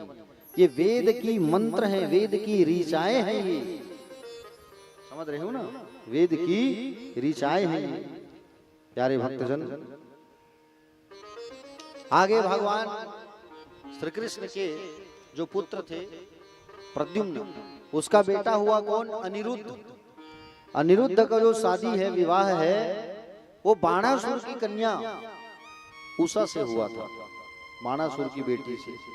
ठीक है प्यारे भक्तजन, आज भगवान नाती पंथी वाले हो गए हैं, फिर भी भगवान, ऐसा नहीं कि भगवान का बाल बाल पक गया होगा, ऐसा नहीं। आज भी भगवान 16 साल के ही लगते हैं। इतना सुंदर भगवान का स्वरूप है। नारद जी को एक बार शंका हो गया कि भगवान इतनी पत्नियों के साथ रहते हैं, कैसे रहते होंगे। एक बार प्रभु की लीलाओं का दर्शन करने आए तो देखा कि 16,108 कमरा है सबके लिए अलग अलग। द्वारिका इतनी बड़ी थी, समझ रहे हो ना, जो भगवान के जाने के बाद समुद्र में डूब जाएगी। 16,108 भवन था सबके लिए। प्यारे भक्तजन, नारद जी आकर के एक कमरा में झांके तो भगवान सो रहे थे, दूसरे कमरा में झांके तो भगवान लिख रहे थे कुछ, तीसरे कमरे में झांके तो भगवान कुछ खा रहे थे, चौथे कमरे में झांके भगवान हंसी ठिठोली कर रहे थे। भगवान नारद के सामने प्रकट हो गए, क्यों नारद जी आपने हमें पहचाना नहीं? हम ही ब्रह्म हैं। नारद जी भगवान से क्षमा याचना मांगे प्यारे, और क्षमा याचना मांगा करके वहां से चले गए नारद जी। आगे भगवान जो है पांडवों के यहाँ गए हुए थे, वहां पर जरासंध नाम के दैत्य को मारने के लिए भगवान भीम और अर्जुन को लेकर के गए, ब्राह्मण का वेश बना करके। और जैसे ही ब्राह्मण का वेश बना करके गए तो कहे क्या चाहिए बोलिए, तो कहा कि बोले ये हमारे साथ जो आए हैं वो आपके साथ युद्ध करना चाहते हैं। परिचय पूछा कौन हो, तो कहा ये वृकोदर भीम है और ये अर्जुन है। अच्छा तुम कौन हो? मैं द्वारिकाधीश। अरे वही द्वारिकाधीश जिसे मैंने हराया था। बोले हाँ ठीक है, अब इसके साथ युद्ध करो। तो जरासंध का युद्ध हुआ भीम के साथ, समझ रहे हो ना? जरासंध का युद्ध हुआ भीम के साथ, और युद्ध जब प्रारंभ हुआ कई दिन तक ये युद्ध चला, भीम का नस नस ढीला हो गया। भगवान ने एक लकड़ी को उठा करके इशारा किया, लकड़ी को बीच से फाड़ा और फाड़ के ऐसे फेंका, तब समझ आया कि जरासंध की मृत्यु ऐसे होगी। तब भीम ने उसे पटका और दोनों पैर को उठा के बीच से फाड़ दिया और फाड़ करके फेंक दिया, तब जरासंध की मृत्यु हुई। प्यारे भक्तजन,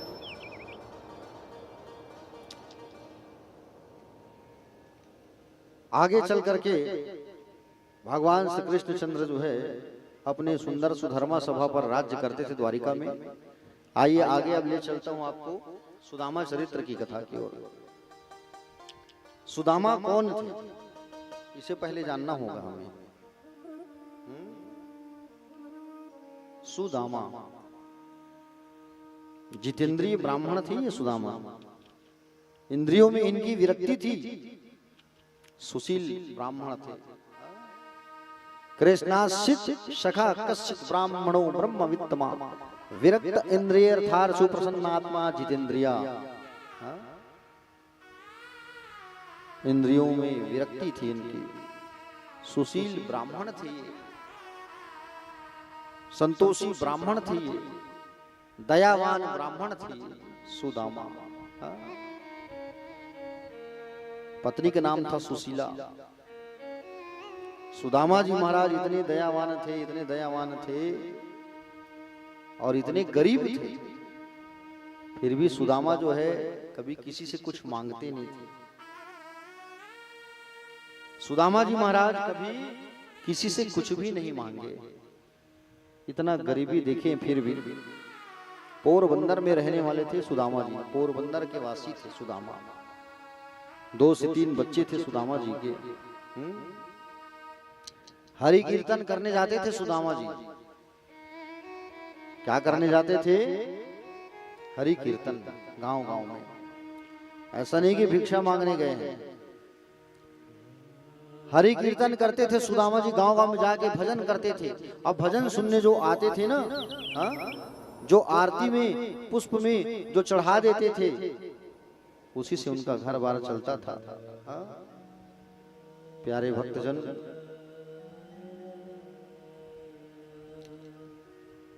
सुदामा जी महाराज बहुत गरीब थे। ऐसी गरीबी तो भगवान किसी को ना दे, ऐसी गरीबी थी इनके घर। सुदामा जी महाराज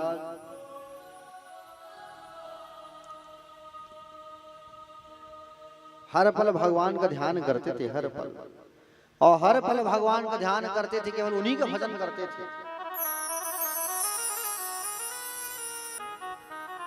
अन्न का दाना नहीं रहता था सुदामा के घर, फिर भी वाह रे सुदामा, कभी कभी सुदामा ने किसी से कुछ नहीं मांगा। हरि कीर्तन करने जब जाते थे ना, तो क्या होता था, कभी 2-4 भक्त जब आते थे तो आरती में जो चढ़ा देते थे उसी से उनके घर में अन्न पकता था, खाना बनता था। और जिस दिन कोई नहीं आता था भजन में ना, तो उसके घर भोजन भी नहीं पकता था प्यारे सुदामा के घर। ऐसी दशा थी इनके घर। हाँ? सुदामा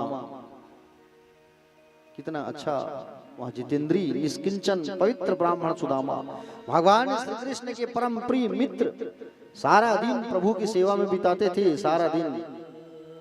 हाँ? परमात्मा से मिलन का एक उद्देश्य था। पढ़ाई किया, लेकिन पढ़ाई का उपयोग अर्थ प्राप्ति के लिए नहीं किया। पढ़ाई का उद्देश्य इसने भगवान की प्राप्ति के लिए किया। सुदामा के घर दरिद्रता का राज्य था। सुदामा के घर में दरिद्रता का राज्य था, गरीबी था। हाँ?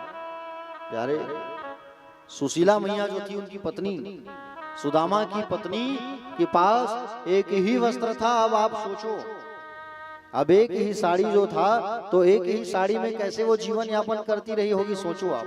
हाँ? सुदामा की पत्नी के पास एक ही साड़ी था, सुशीला के पास, और एक ही साड़ी को पहन करके कैसे जीवन यापन करती रही होगी, सोचो आप। इतनी गरीबी थी सुशीला के पास। कभी घर में अन्न पकता तो सब मिल बांट करके खाते, और कभी जब अन्न नहीं पकता तो सबको भूखे सोना पड़ता था। सब भूखे सोते थे। कभी बच्चे खा के सोते थे तो कभी माँ बाप भूखे सोते थे। प्यारे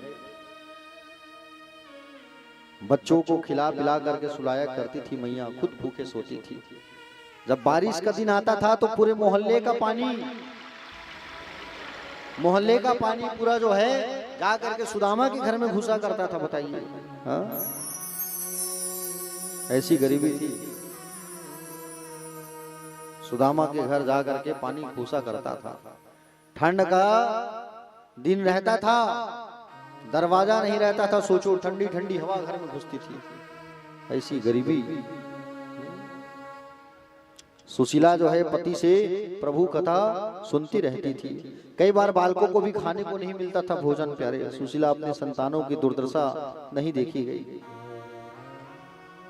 और एक दिन व्याकुलतावश वहां अपने पति से कहने लगी, एक प्रार्थना है आपसे स्वामी। आप कथा में कहते हैं कि कन्हैया को अपने मित्रों से बड़ा प्रेम है। वह मित्रों के लिए चोरी भी करता था। सुदामा जी कहे, हाँ सच है यह बात। वह अपने मित्रों को खिलाने के बाद ही खाता था। सुशीला कहती है, तो फिर क्यों ना उससे मिलकर अपना दुख दूर किया जाए स्वामी, एक बार मुलाकात करते आप। सुदामा जी कहे, मैं दरिद्र हूं सुशीला, सो वहां जाऊंगा तो लोग कहेंगे कि ब्राह्मण भीख मांगने आया है। मेरा नियम है कि परमात्मा से मैं कुछ मांगू नहीं, मैं मांगने कैसे जाऊं। सुशीला कहती है, मैं तुम्हें मांगने के लिए नहीं भेज रही हूं स्वामी, वे तो 1000 आंख वाले हैं, अपने आप ही सब समझ जाएंगे। केवल उनके दर्शन करके आओ वापस, कुछ मांगने नहीं जाना है आपको अपने स्वामी का दर्शन करने जाना है केवल, बस मांगने नहीं जाना है। सुदामा जी कहे, मेरे पास वहां जाने का समय नहीं है। सुशीला कहती है, वहां जा करके भगवान का केवल दर्शन तो करके आओ आप। सुदामा जी कहे, मैं तो यहीं बैठकर हमेशा उनका दर्शन करता हूँ, मन से दर्शन करता हूँ उनका हमेशा, रोज। शारीरिक मिलन की अपेक्षा मानसिक मिलन बड़ा सुखदायी होता है। सुशीला कही, दर्शन कभी प्रत्यक्ष भी करना चाहिए स्वामी, आमने सामने भी जाकर के कभी मेल मुलाकात करना चाहिए। एक बार जाइए आप। प्यारे भक्तजन, सुदामा जी कहे, अरे पगली, मैं जाऊंगा तो कुछ लेके जाना पड़ेगा। क्या रखा है हमारे पास जो उनको भेंट करूंगा मैं? राजा है वो, याद रखना। राजा, ब्राह्मण, गुरु और संत के पास जब भी जाओ तो खाली हाथ कभी मत जाना, ठीक है? ब्राह्मण, संत, गुरु और बेटी, इनके घर जब भी जाओ तो कुछ न कुछ लेके जाना, खाली हाथ नहीं जाना चाहिए, ठीक है? हमारे पास क्या है सुशीला जो हम लेकर के जाएंगे, बताओ। सुशीला कही आप चिंता मत करो स्वामी, मैं कुछ प्रबंध करती हूँ। दौड़े दौड़े गई, पड़ोसियों से जा करके चावल उधार में मांगने लगी। बहन, मेरे स्वामी जो है अपने मित्र से मिलने जा रहे हैं, एक मुट्ठी चावल उधारी में दे दो, जब वो आएंगे तो मैं लौटा दूंगी।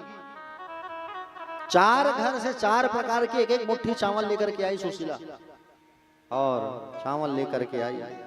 एक फटे पुराने कपड़े को फाड़ करके बांधती है और बांध करके स्वामी को देती है, और स्वामी को देकर कहती है इसे ही ले जाओ आप स्वामी।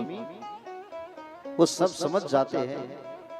चावल को देते देते मन में सुशीला कहती है, हे प्रभु, महीना में 2 एकादशी होता है और मेरे यहाँ तो नित्य एकादशी रहता है, आप समझ जाना भाभी की पुकार को। चावल भेंट कर देती है प्यारे, और चावल जैसे ही भेंट करती है, सुदामा जी निकल पड़े, और सुदामा जी डंडा पकड़े हैं, कमर झुकी हुई है, कमर झुकी हुई है, डंडा का सहारा लिया है, और डंडा का सहारा लेकर के सुदामा जी महाराज आगे बढ़ने लगे। बेचारे कई दिनों से भूखे प्यासे, फटा पुराना 20 जगह से धोती फटी है। सोचो आप, उसी फटे पुराना धोती को पहन करके, चरण में पादुका नहीं है, डंडा केवल पकड़े हैं, कमर झुका है, बस उसी सहारे, डंडा के सहारे जा रहे हैं। ये डंडा जो होता है ना, बड़ा सहारा होता है डंडा जो है, याद रखना। जब तुम पैदा हो जाओगे ना, तो लकड़ी का ही पल्ला रहता है, बड़ा काम आता है लकड़ी का डंडा। पैदा हो जाओगे तो लकड़ी का पलना रहेगा, पढ़ने स्कूल जाओगे तो लकड़ी का ही टेबल रहेगा, शादी होगी तो लकड़ी का ही मंडप रहेगा, जिस खाट पे सोते हो वो खाट भी लकड़ी का है। मरने के बाद भी तुम्हें जब शमशान घाट लेके जाएंगे तो उसी लकड़ी में ही लेके जाएंगे। लेके जाएंगे कि नहीं लेके जाएंगे? लेकिन हम लोग ब्रांड खोजते हैं, क्वालिटी खोजते हैं, कंपनी वाला चीज।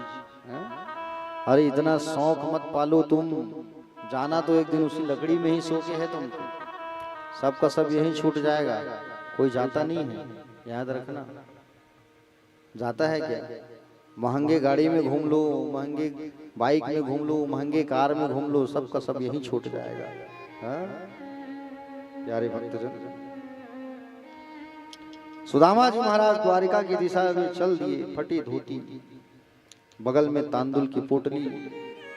सुशीला सोच रही है कि कई दिनों के भूखे प्यासे मेरे पति वहां तक कैसे पहुंचेंगे। मैंने ही उनको जाने के लिए विवश किया है, किंतु और कोई उपाय भी तो नहीं था। अपने बच्चों की दुर्दशा, बालकों की दुर्दशा को देख करके सुशीला ने यह फैसला लिया। सूर्य नारायण से प्रार्थना करने लगी सुशीला, हे सूर्य नारायण, मेरे पति की रक्षा करना आप। सुदामा जी महाराज पौष के महीना में शुक्ल सप्तमी द्वारिका गए। अतिशय ठंडा के कारण शरीर कांप रहा है, समझ रहे हो ना। रास्ता में चलते जा रहे हैं, मार्ग में एक नदी मिला, उस नदी को पार करना है, तो नदी को पार करने के लिए नाव में बैठना पड़ेगा, और नाव में बैठने के लिए नाव वाले को पैसा देना पड़ेगा। सुदामा के पास पैसा नहीं है। तब भगवान द्वारिकाधीश स्वयं नाव चलाने वाले केवट का रूप बना के आए। देखो, भगवान की अगर हम एक कदम बढ़ाते हैं ना, तो हमारे तरफ 60 कदम बढ़ा करके आते हैं। 60 कदम। तुम एक कदम बढ़ाओ भगवान की ओर, कि मुझे भगवान की पूजा करना है, मुझे भगवान की कथा करवाना है, मुझे भगवान की कथा सुनना है। एक कदम बढ़ाओ तो 60 कदम बढ़ा करके आएंगे भगवान। भगवान नाव चलाने वाले का स्वरूप बना करके आ गए। कहाँ जा रहे हो भैया, कहाँ जाना है? आओ आओ, हमारी नाव में बैठो, आओ आओ आओ। अब सुदामा जी संकोच कर रहे हैं, जबरदस्ती उनको बैठाए। अरे आओ आओ, बैठो, आओ आओ आओ आओ। और उनको बैठा ली नाव में। कहाँ जाना है भैया? बोले मित्र से मिलने जा रहे हैं। क्या नाम है मित्र का? कृष्णचंद्र। अच्छा, द्वारिका जाना है? हाँ हाँ, बैठो बैठो भैया। नाव चलाने लगे भगवान, ठंडी ठंडी नाव चलने लगी, हवा चलने लगी, और सुदामा सो गए। सुदामा जी सो गए, भगवान उन्हें जंगल में, द्वारिका के जंगल में छोड़ करके गायब हो गए। सुदामा का नींद खुला, देखा अरे कहां चले गए वो नाव चलाने वाला। सुदामा को पता नहीं चला। उठा, फिर डंडा का सहारा लेकर के बढ़ने लगे। जंगल था प्यारे, बड़ा बड़ा कांटा चुभ रहा था पैर में, चरण पादुका चप्पल नहीं है पैर में, कांटा गड़ रहा है, फिर भी सुदामा आगे बढ़ रहे हैं। मिलने जाना है भगवान से, आस, एक मिलन की आस। डंडा को पकड़ करके सुदामा जी आगे बढ़ने लगे, जाने लगे सुदामा जी महाराज। गिरते हपटते, गिरते हपटते, गिरते थे उठते थे, गिरते थे उठते थे, आगे बढ़ने लगे, बढ़ने लगे, बढ़ने लगे। पौष के महीने में द्वारिका जी पहुंचे। दुर्बल सुदामा जी 2 मील चलते चलते चलते चलते कितने दूर से आ रहे हैं। थक गए हैं सुदामा जी महाराज। जैसे सुदामा जी नगर पहुंचे तो एक व्यक्ति को पूछा, भैया द्वारिकाधीश का महल किधर है, पता है, बता पाएंगे आप? तो कहे उधर चले जाओ आप सीधा। सुदामा जी महाराज आगे बढ़ते गए, बढ़ते गए तो पहुंच गए भगवान के महल। अब महल अंदर प्रवेश कैसे करे? सिपाही लोग खड़े हैं, सेना लोग, द्वारपाल, भगवान के पार्षद खड़े हैं। जय और विजय, जय और विजय भगवान के द्वारपालों का नाम है। जय और विजय खड़े हुए हैं प्यारे, और जय और विजय खड़े हैं वहां। सुदामा जी पहुंच गए। आइए आगे, बड़ा प्यारा भजन है, उस भाव को भजन में व्यक्त करते हैं, रसपान करते हैं, फिर पुनः कथा पर आगे प्रवेश करेंगे। बोलिए भक्त और भगवान की जय।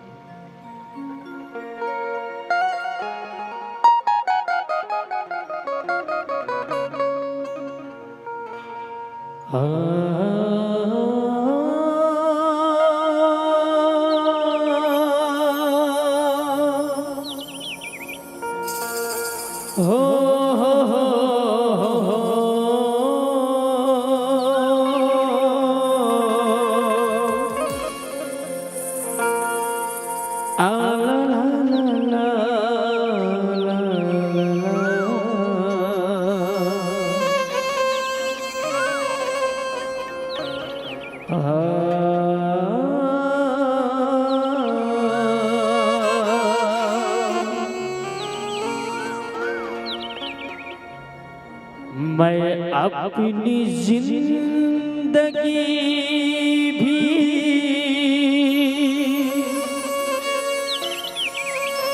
तुझे पे जो लुटाऊंगा,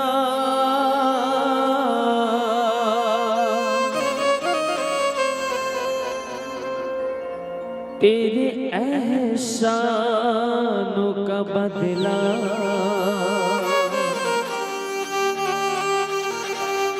चुका न पाऊंगा।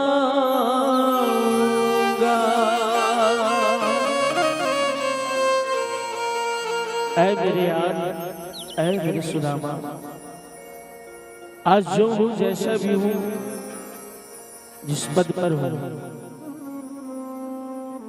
वो सब तेरी ही करामत है, तेरे ही दिन है ये। और रहा कर्ज की बात,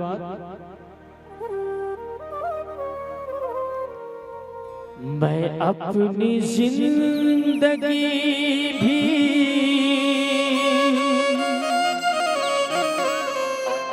तुझ पे जो लुटाऊंगा,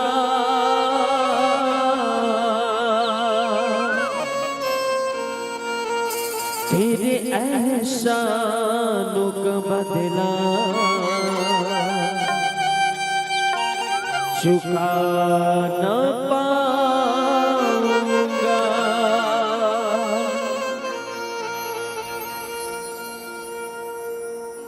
हाँ कैसी अनोखी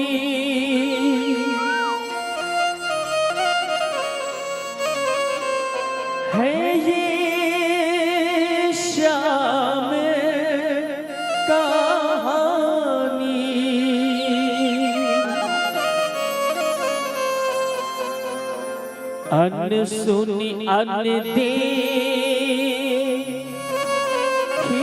अन जानी,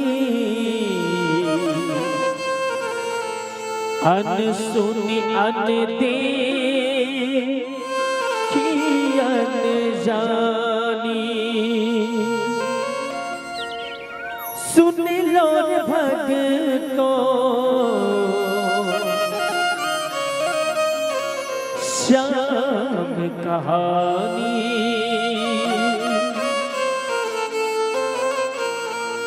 गरीबी से बुरा हाल धर्म पत्नी के बार बार कहने पर सुदामा जी ना चाहते हुए अपने बचपन के मित्र श्री कृष्ण से मिलने चला। द्वारकाधीश के महलों के अंदर जाने का प्रयास किया तो द्वारपालों ने रोका। किधर जाता है?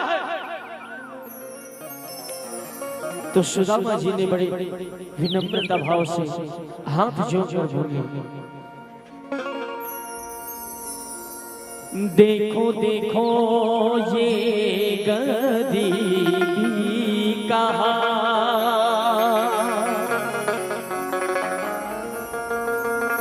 तेरे दर पर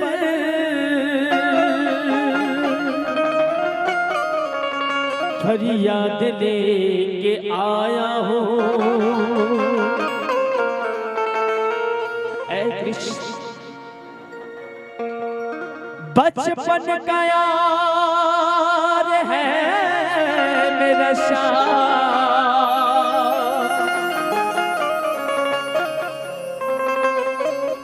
यही विश्वास से मैं आया हूँ।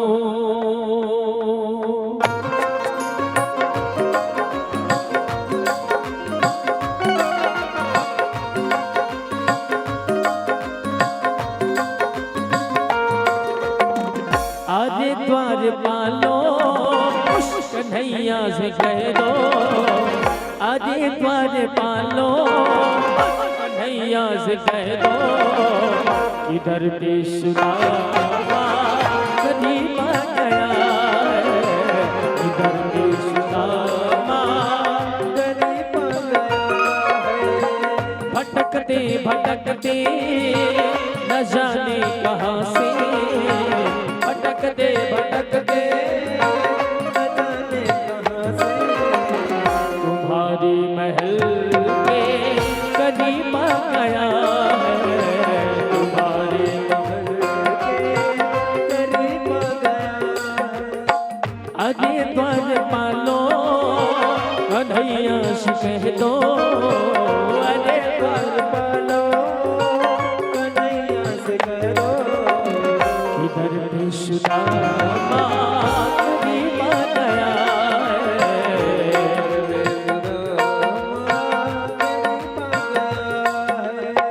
भटकते भटकते न जाने कहाँ से, भटकते भटकते न जाने कहाँ से, तुम्हारे महल के करीब आ गया है, के करीब आ गया है।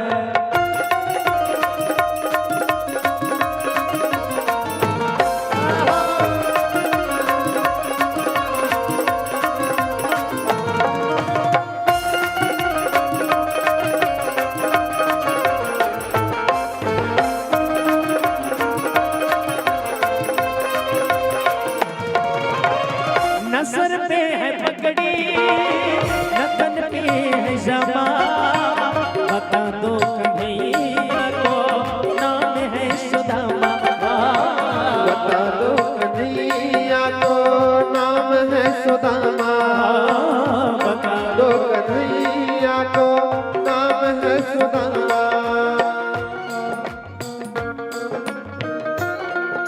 भगवान श्री कृष्ण चित्र सुदामा से कहते हुए, ऐ सुदामा आज जो भी हूँ जैसा भी हूँ ना, ये तेरी ही बदौलत है। मैं कितना तन्हा था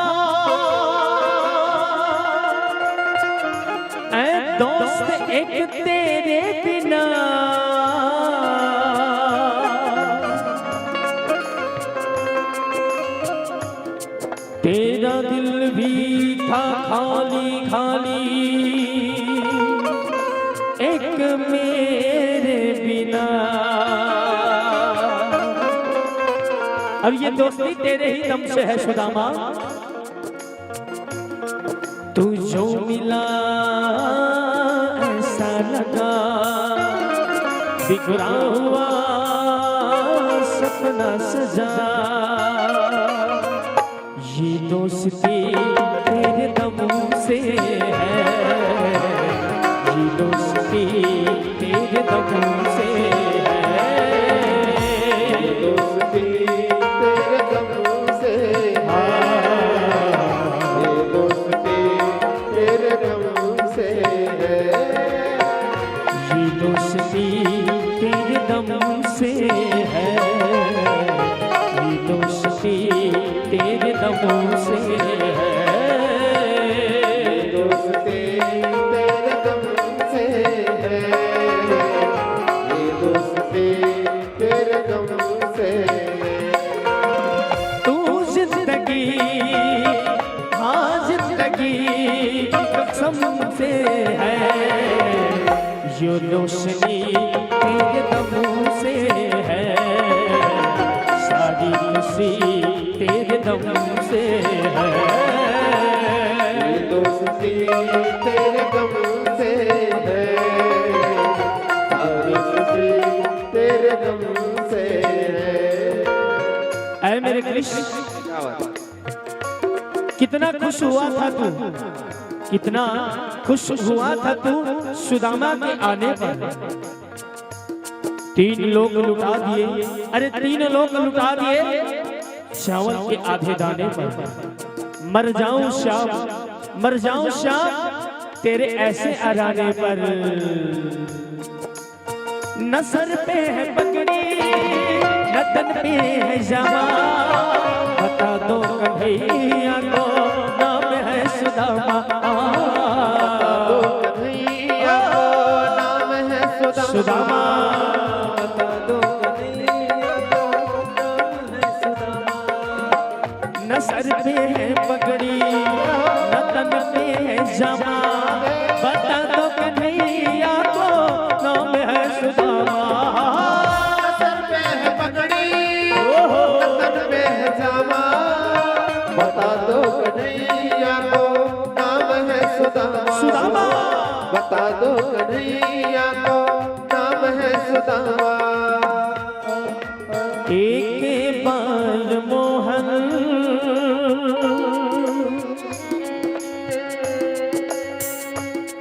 हाँ एक बार मोहन से जाकर के कह दो, एक बार मोहन सजा करके कह दो कि मिलने सुदामा करीब आ गया है, सुदामा करीब आ गया है, कि मिलने सुदामा करीब आ गया है।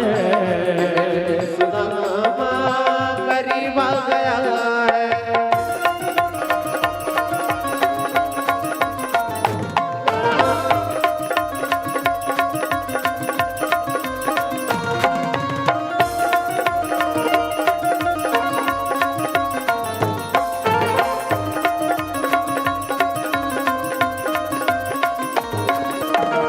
वो सुनते ही दौड़े चले आए मोहन, लगाया गले से सुदामा को मोहन।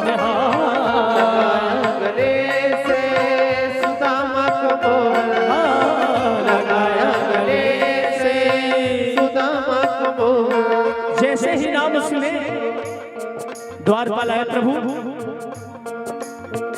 बोले कोई द्वार पे आया है, अपने आप को सुदामा बता रहे हैं। जैसे ही नाम सुने भगवान सुदामा सुदामा सुदामा ऐसे कहते हुए दौड़ पड़े भगवान। कहीं पे कुंडल गिर रहे हैं, कहीं पे पटके गिर रहे हैं।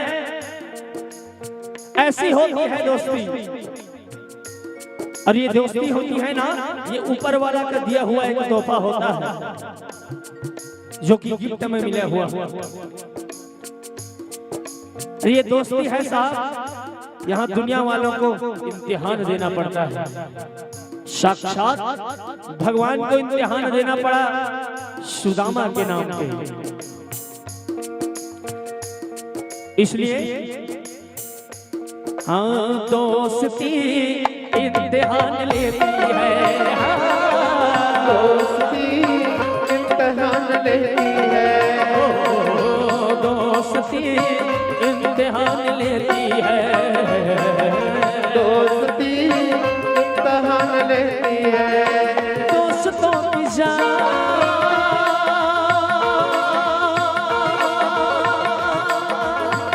दोस्तों की जान दोस्ती इम्तिहान लेती है, दोस्ती इम्तिहान लेती है।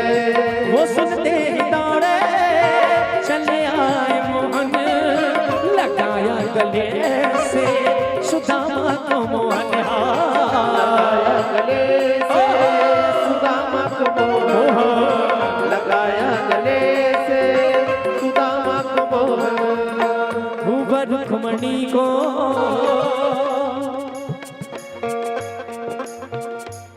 मैया जी को हैरानी हुई, बहुत ही अचंभित लगा।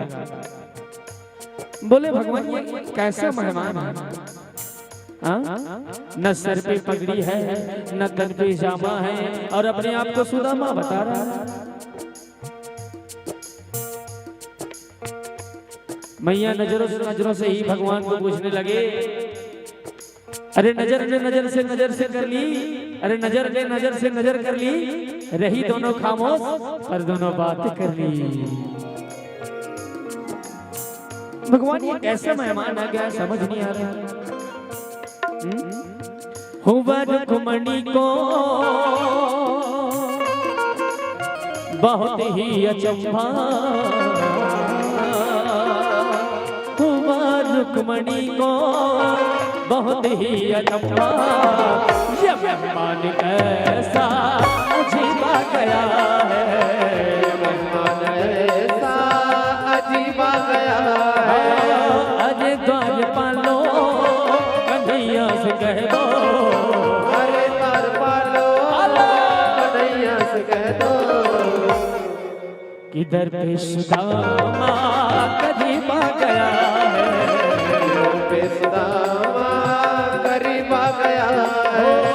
भटकते भटकते न जाने कहाँ से, भटकते भटकते न जाने कहाँ से, तुम्हारी महल के करीब आ गया है, महल के करीब आ गया है। तुम्हारी महल के करीब आ गया है, हमारे महल के करीब आ गया है। एक फूल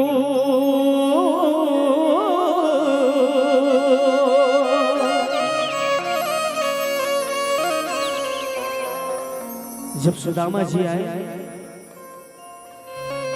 तो आपके बढ़िया आदर सत्कार के साथ बिठाया गया सुदामा जी को।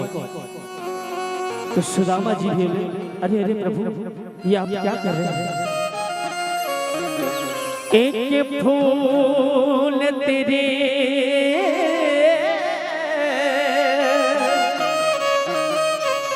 चरणों में रख कर,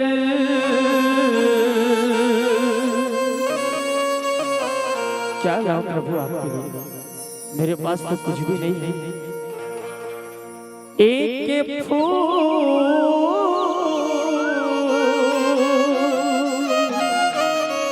मन से समर्पित कर रहा हूं भगवान, आप स्वीकार कीजिए। आप एक फूल तेरे चरणों में रख कर,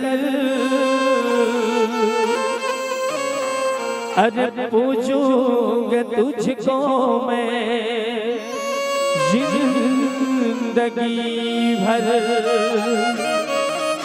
और भगवान मालिक दुआएं देना,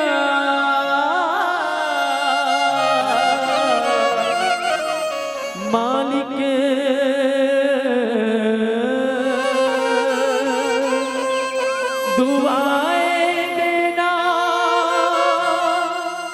मुझको हमेशा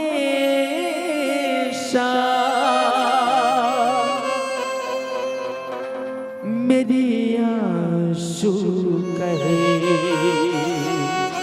जुबान से तो बोल नहीं पा रहा हूं प्रभु, लेकिन आप मेरे आंसुओं से समझ जाओ। मेरी आंसू कहे, मेरी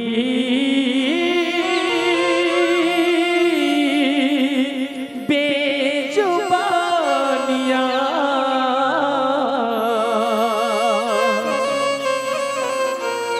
तेरी मेहरबानियां, तेरी कदरदानियां कुर्बान तुझ पर मेरी कई जिंदगानियां।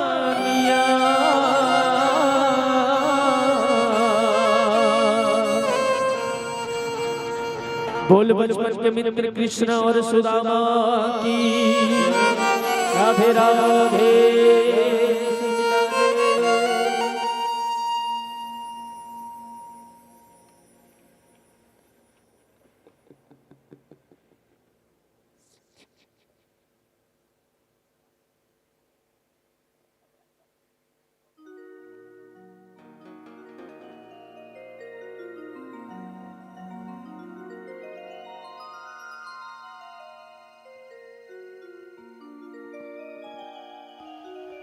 बोले बाके बिहारी लाल की जय।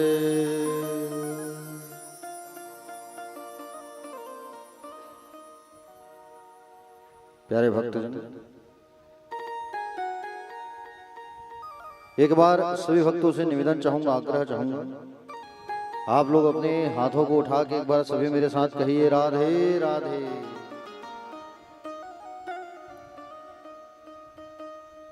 भगवान श्री सुखदेव जी महाराज राजा परीक्षित को कथा रसपान कराने लगे। कहने लगे,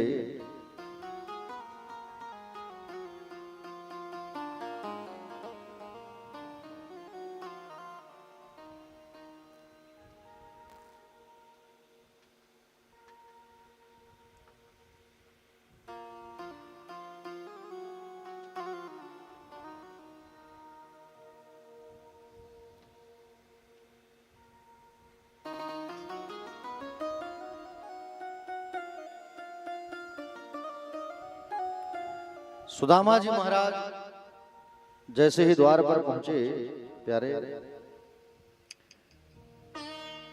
द्वारपाल खड़े हुए थे।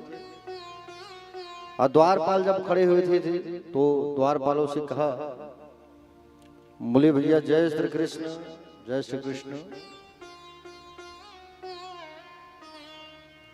बोले बड़े दूर से चल करके आए हैं और कृष्ण मिलन की आस है, बचपन के सखे हैं और उनसे मुलाकात करना है। तो नाम क्या है महाराज आपका? तो बोले सुदामा। बोले अच्छा ठीक है, लेकिन इस समय हमारे जो स्वामी हैं वो दोपहर का भोग प्राप्त करके अपने शयन कक्ष में चले गए होंगे, तो पता करना होगा पहले हमें। तो आप यहाँ ठहरो, हम जरा जा करके पता करते हैं। द्वारपाल आए, जय और विजय जो है, जय विजय ने जाकर द्वारकाधीश से प्रार्थना किया। भगवान बोले क्या बात है, बोलो। जय विजय, आपके विश्राम में व्यवधान डालने के लिए हम क्षमा प्रार्थी हैं। जय विजय को इस बात का अभिमान है कि हम द्वारकाधीश के द्वारपाल हैं। भगवान बोले हाँ ठीक है, कहो क्या बात है। तो कहे प्रभु एक निवेदन करना है। बोले क्या निवेदन? शिशु पगन झगा तन पे प्रभु जाने को आहे बसो के ही ग्रामा, धोती फटी सिलटी दुपटी यारो, पाया उपासना की नहीं सामा, द्वार खड़ो तुझ दुर्बल एक, रहयो चकी सो वसुधा भीरामा, पूछत दीन दयाल को धाम, बतावत अपनो नाम सुदामा, पूछत दीन दयाल को धाम, बतावत अपनो नाम सुदामा। बोले प्रभु, एक गरीब निहायत ब्राह्मण खड़ा है और आपसे मिलने की चाह रखा हुआ है, कमर झुका हुआ है, डंडा पकड़े हैं, धोती तो ऐसा लग रहा है मतलब कई साल से वही धोती पहने हैं, पटा पुराना। अच्छा नाम क्या बताया? तो कहे सुदामा। सुदामा सुनते ही भगवान दौड़ पड़े। सुदामा का नाम जैसे भगवान ने सुना, भगवान दौड़ पड़े, सिंहासन से कूद गए, चरण पादुका पहनना भूल गए, दौड़े ऐसा कि दुपट्टा गिर गया, माला गिर रहा है, दौड़ रहे हैं। 7 द्वार पड़ता है बाहर जाने के लिए, 7 द्वार। अब 7 द्वार को जैसे पार के दौड़ते दौड़ते भगवान देखे सुदामा खड़ा है। सुदामा को जाकर के भगवान गले से लगा लिए। सुदामा, इतने दिन बाद मिलन हुआ तुमसे, किसमें आए? बोले पैदल। अरे तुम मुझे कहते मैं रथ लेकर के तुम्हारे लिए आता। सुदामा आओ। हाथ का सहारा और हाथ कंधे में डाल करके सुंदर सहारा बना करके आगे चलने लगे। जैसे महल में प्रवेश किए तो महल में जितने दरबारी थे, मंत्री प्रजा थे, सब देख के दंग रह करे, बाप रे इतने बड़े राजा, और इन्हें एक ब्राह्मण को गले से लगा के ला रहे हैं, सीने से लिपटा के ला करके सिंहासन पर बैठाए। भगवान खुद उनके उसके पैर को पकड़ के नीचे बैठ गए। नीचे पकड़ के बैठे, देखा बड़े बड़े कांटे चुभे हैं। अरे बाप रे, कांटों को निकालने लगे भगवान। आंख से आंसू गिर रहा है। रुक्मणी मैया थाली लाने गई है, भगवान इधर पैर को पकड़ करके रो रहे हैं। आंखों के आंसू से ही मानो, आंखों के आंसू से ही मानो पैर धुल रहा है। ऐसे बेहाल बेवाइन सुपग, कंटक जाल लगे पुन जोए। हाय महा दुख पायो सखा तुम, आया इतना कित दिन खोए। सुदामा को लेकर भगवान उनके पैरों को पकड़ के बैठे हैं, खींचने लगे कांटा को। आंखों से भगवान अपने आंसुओं से ही पैर धोने लगे सुदामा का। मैया जो है थाल लेकर के आई, सुदामा जी का पैर धोए और सुदामा का पैर प्रक्षालन जैसे ही करे, भगवान को कहने लगे सुदामा जी, अरे लाला तू क्या कर रहा है? मेरे पांव को मत धो, मुझे संकोच लगता है। भगवान बोले, विप्र प्रसादात धरणी धरो हम, विप्र प्रसादात कमलावरो हम, विप्र प्रसादात अजितो जितो हम, विप्र प्रसादात मम राम नाम। सुदामा, ब्राह्मण ही तो मेरी संपत्ति है, विप्र भी तो मेरी संपत्ति है। आज मैं जो कुछ भी हूँ आप ब्राह्मणों के आशीर्वाद से ही हूँ, यही तो मेरे पास धन है। आपकी कृपा से ही सर्वस्व मुझे प्राप्त है। स्वर्ण मंडित सिंहासन पर सुहासन पर सुदामा बैठे हैं। पांव को धो करके पानी को पूरे महल में छिड़का गया। सुदामा के पैर के पानी को पूरे महल में छिड़क रहे भगवान। आचार्य सुखदेव भगवान कहते हैं श्री कृष्ण ने सुदामा का जो स्वागत किया ये किसी दरिद्र का नहीं, किसी भिखमंगे का नहीं, स्वागत है सुदामा के जीवन के त्याग का। त्याग जिसने किया है उसको ही फल प्राप्त होता है, जिसने त्याग नहीं किया उसको फल प्राप्त नहीं होता। हा? त्याग अगर देखना है तो देखो सुदामा के जीवन का त्याग। हा? रुक्मणी जी पंखा झेलते झेलते विचार करती है, पंखा झेलते झेलते विचार करती है कि कैसा किस्मत है इसका, अद्भुत किस्मत है।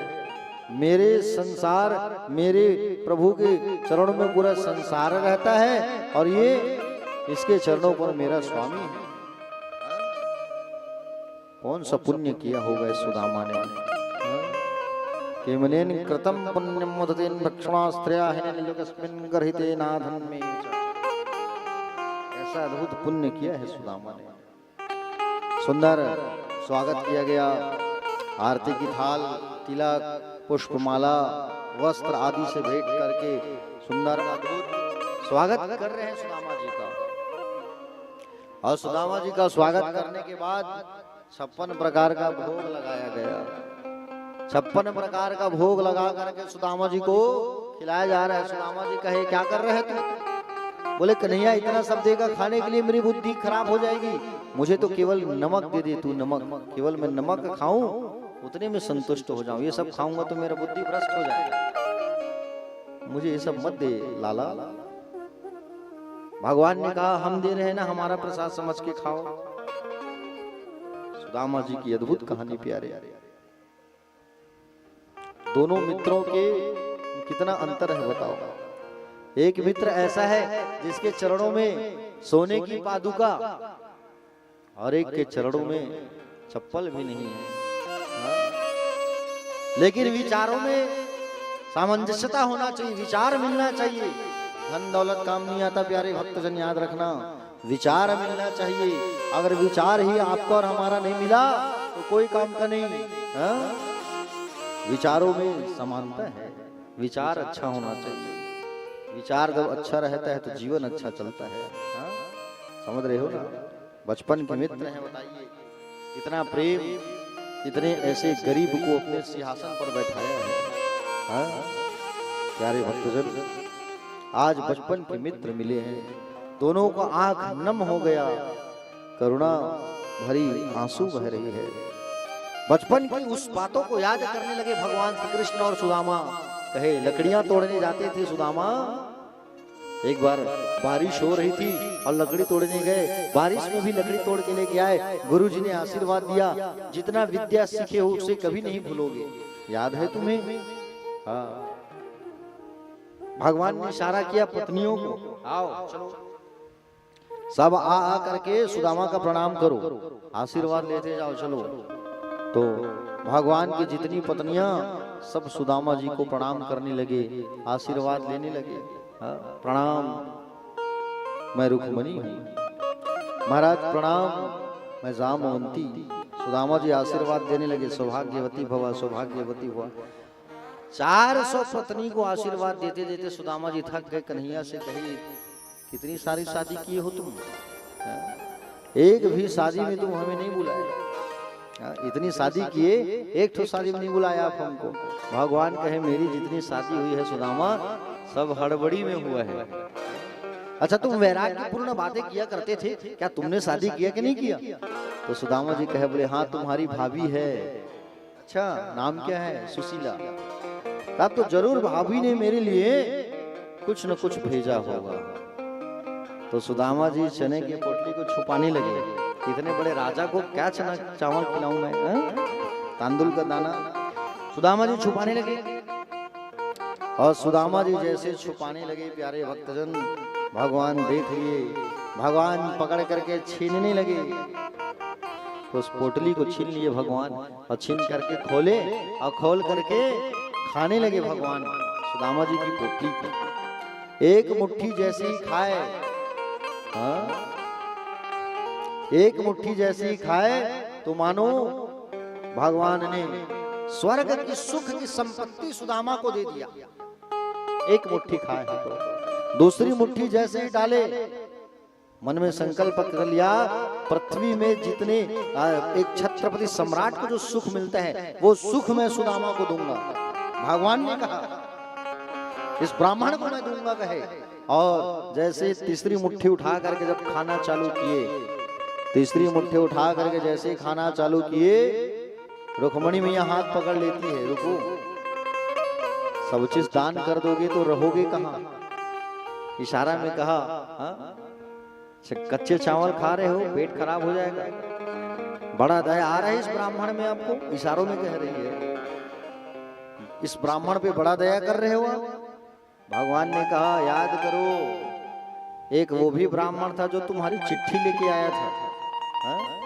गया था कि नहीं गया था शादी के पहले, उसके ऊपर भी कल्याण किया था, मैं चिट्ठी को पढ़ के आया तुम्हें लेने के लिए, अब नहीं आता तो।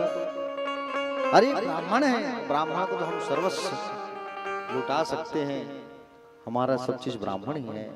सुदामा जी महाराज सुंदर भगवान के पास एक रात रुके, और एक रात रुकने के बाद सुदामा जी वापस चले आए पोरबंदर। जैसे ही वापस आए सुदामा जी ना, तो सुदामा वापस आए तो उनके घर का जो महल है, घर महल बन चुका था। सुशीला जो है, एक साड़ी जो पहनती थी आज सोना चांदी से लदी है, बताओ, जो एक साड़ी पहनती थी वो स्वर्ण चांदी से पूरा लदी है सुशीला जो है। सुदामा जी पत्नी को देख करके कहे, बोले तुमको तो यही सब चाहिए था ना, सोना चांदी, तभी तुम मुझे परेशान करते थे, द्वारिका जाओ द्वारिका जाओ, हा?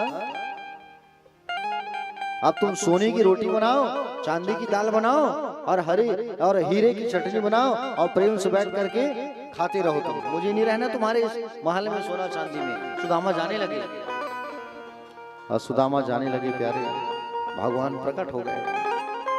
भगवान प्रकट होकर के कहे, ए सुदामा जी इधर आओ, ये जो धन संपत्ति वैभव देख रहे हैं वो हमारा कृपा है, हमारी आशीर्वाद है, वो इसका तुम उपभोग करो, इसका सेवन करो। और सुंदर सुदामा जी महाराज उस वैभव पा करके वैभव का सुख प्राप्त किए, लेकिन कभी सुदामा के जीवन में अहंकार नहीं आया, अभिमान नहीं आया, और अंत में परम पद धाम को प्राप्त हो गए। सुदामा जी भगवान के पास चले गए। बोलो भक्त वत्सल भगवान की। भगवान से सुदामा ने कभी कुछ मांगा नहीं, भगवान से कभी कुछ नहीं मांगा। मांगना है तो भगवान से उनकी भक्ति मांगो, उनका प्रेम मांगो, हाँ? समझ रहे हो ना? मांगा है मैंने श्याम से वरदान एक ही,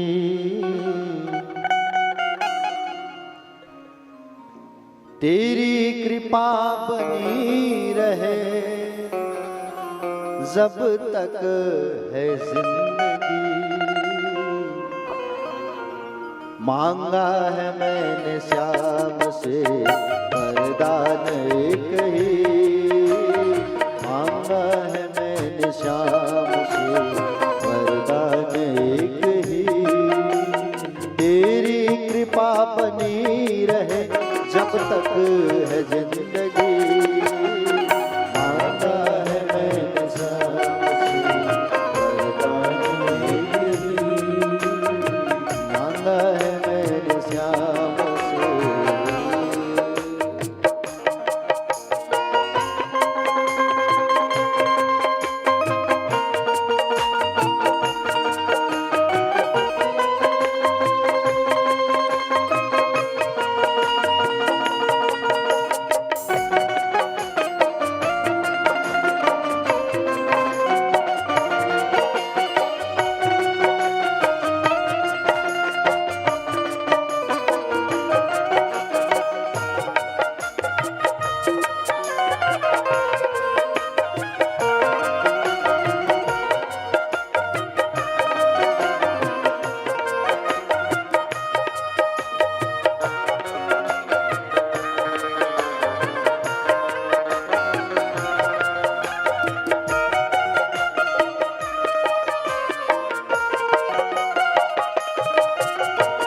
जिस पर प्रभु का हाथ था वो पार हो गया, जिस पर प्रभु का हाथ था वो पार हो गया।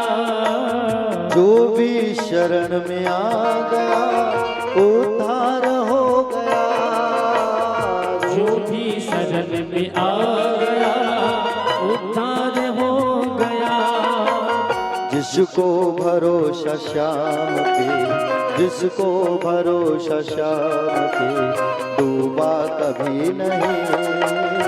मांगा हमें श्याम से वरदान ही।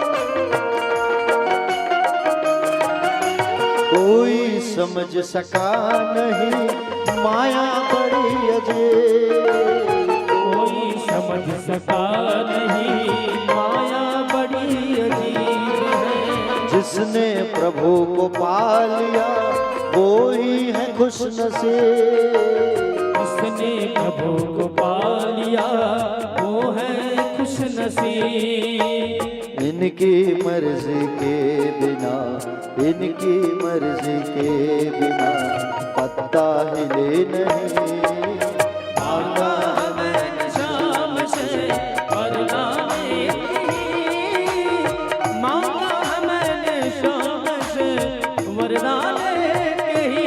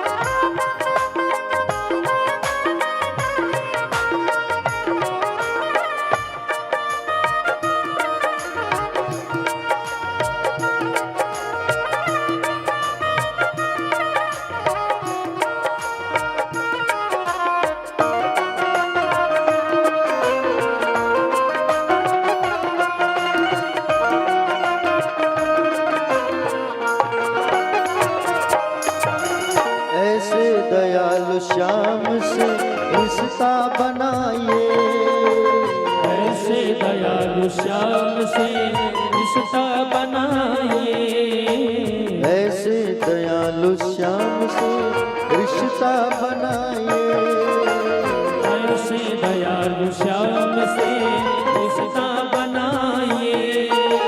मिलता रहेगा आपको जो कुछ भी चाहिए, मिलता रहेगा आपको जो कुछ भी चाहिए। ऐसा करिश्मा होगा जो, ऐसा करिश्मा होगा जो होता कभी नहीं।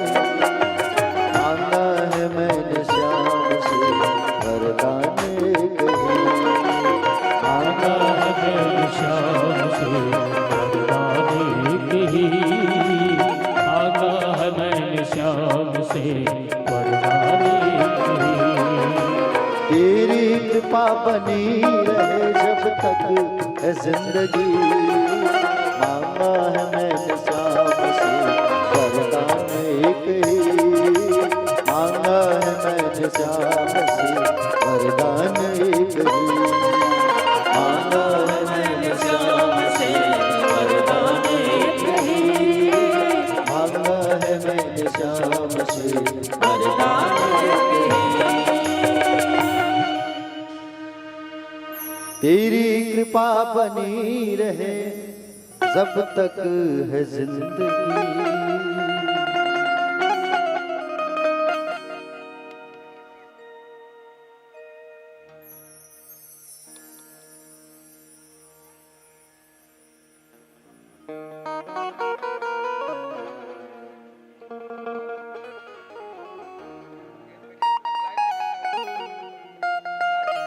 बोले बाके बिहारी लाल की जय। चलिए दोनों हाथ उठाइए और हाथ उठा के बड़े भाव से कहिए राधे राधे। प्यारे भक्तजन, आइए कथा में आगे प्रवेश करते हैं। सुखदेव जी भगवान कहते हैं राजा परीक्षित से, हे राजन, आज भगवान श्री कृष्ण को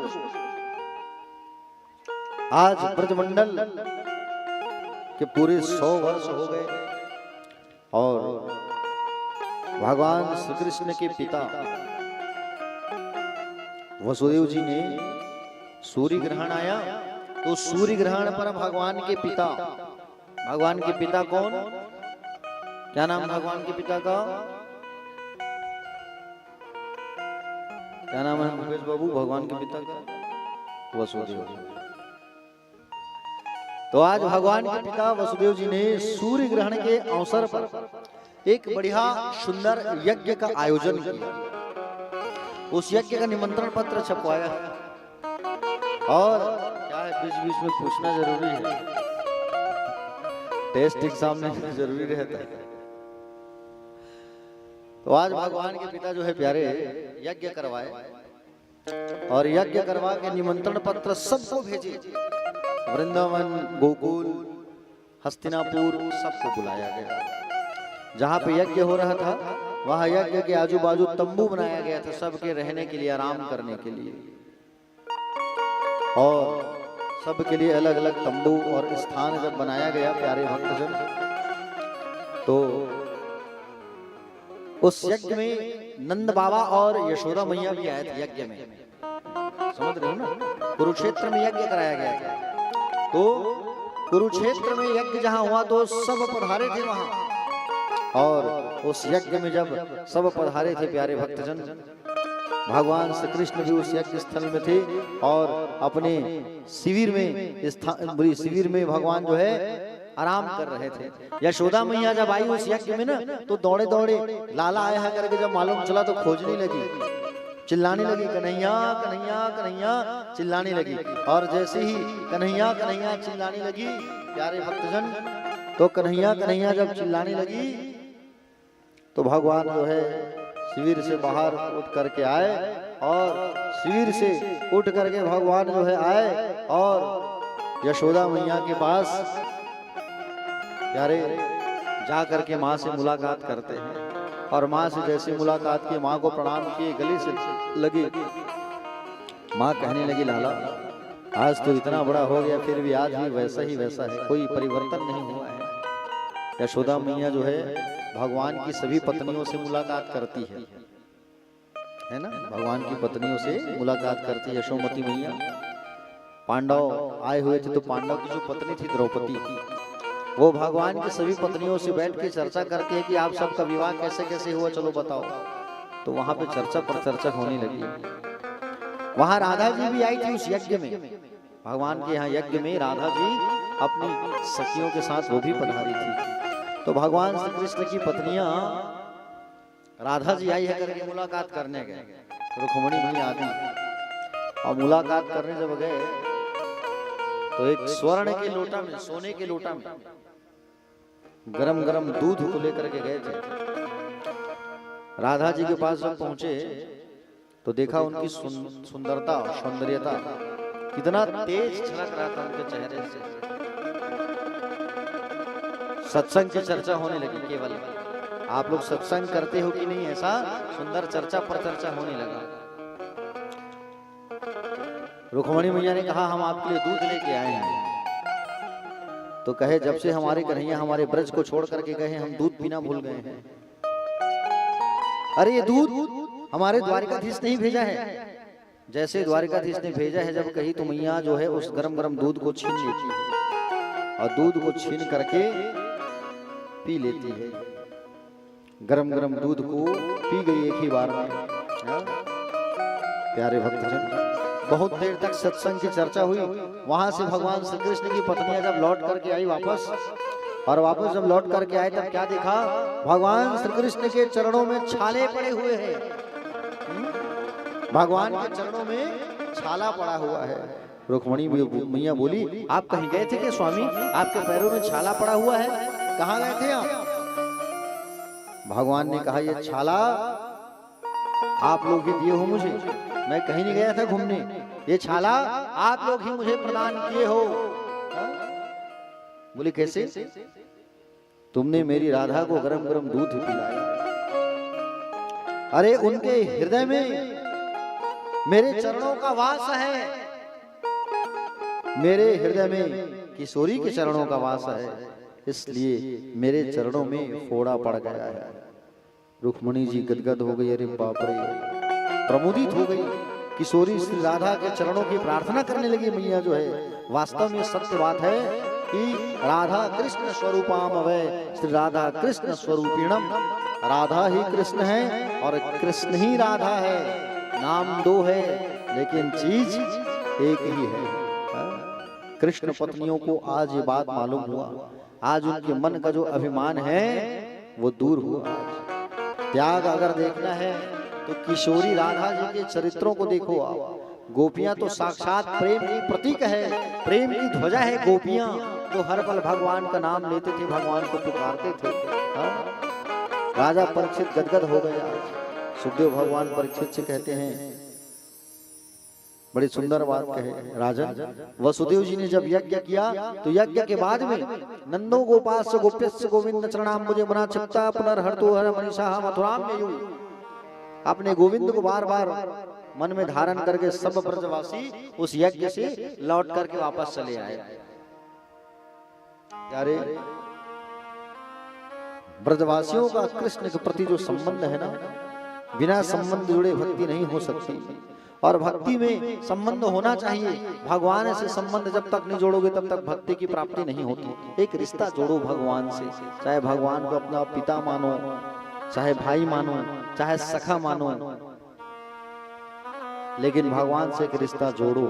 जब तक रिश्ता नहीं जोड़ोगे तब तक भगवान तुम्हारी पुकार नहीं सुनेंगे। प्यारे भक्तजन, आचार्य सुखदेव जी कहते हैं, परीक्षित तुम कितने बड़े भाग्यशाली हो, तुम कितने बड़े भाग्यशाली हो, पुण्यात्मा हो। श्री कृष्ण के साथ तुम्हारे तीन संबंध है। राजा बोले, तीन संबंध प्रभु कौन कौन सा? परीक्षित जी पूछ रहे हैं, तीन संबंध कौन कौन सा है गुरुवर बताइए। पहला संबंध तो ये है परीक्षित, ईश्वर अंश जीव अविनाशी, चेतन अमल सहज सुखराशि, सो माया बस भयों गुसाई, बंध्यो कीट मरकट की नाई। तुम्हारा तीन संबंध है भगवान से। ईश्वर का संबंध जीव से होता है, हम लोग ईश्वर के अंश हैं, ये तो हमारा संबंध है ही है। दूसरा संबंध ये है राजन, कृष्ण ने तुम्हारी माता के गर्भ में जाकर तुम्हें बचाया। तीसरा संबंध ये है, तुम्हारी दादी जो सुभद्रा थी, वो भगवान श्री कृष्ण की सगी बहन सुभद्रा। देखे हो नहीं जगन्नाथपुरी में? आइए आइए, स्वागत है। आइए जगन्नाथपुरी में आप लोग देखे होंगे बलभद्र जी और श्री कृष्ण चंद्र और सुभद्रा का एक साथ मूर्ति है। देखे हो ना आप लोग?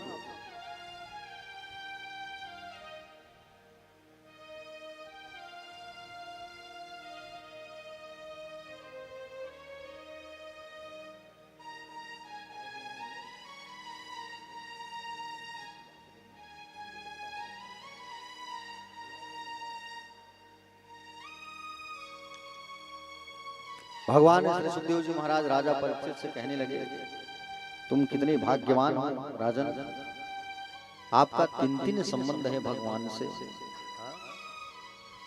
आपका कितना अच्छा सुंदर मधुर संबंध है आपका। और बड़ी ही खुशी की बात है कि हमारे दुर्ग भिलाई से प्यारे शिष्यगण पहुंचे हुए हैं। आदरणीय श्री नरेश लहरी जी और श्री उमाशंकर साहू जी, तो आप दोनों का स्वागत है व्यासपीठ से। आइए।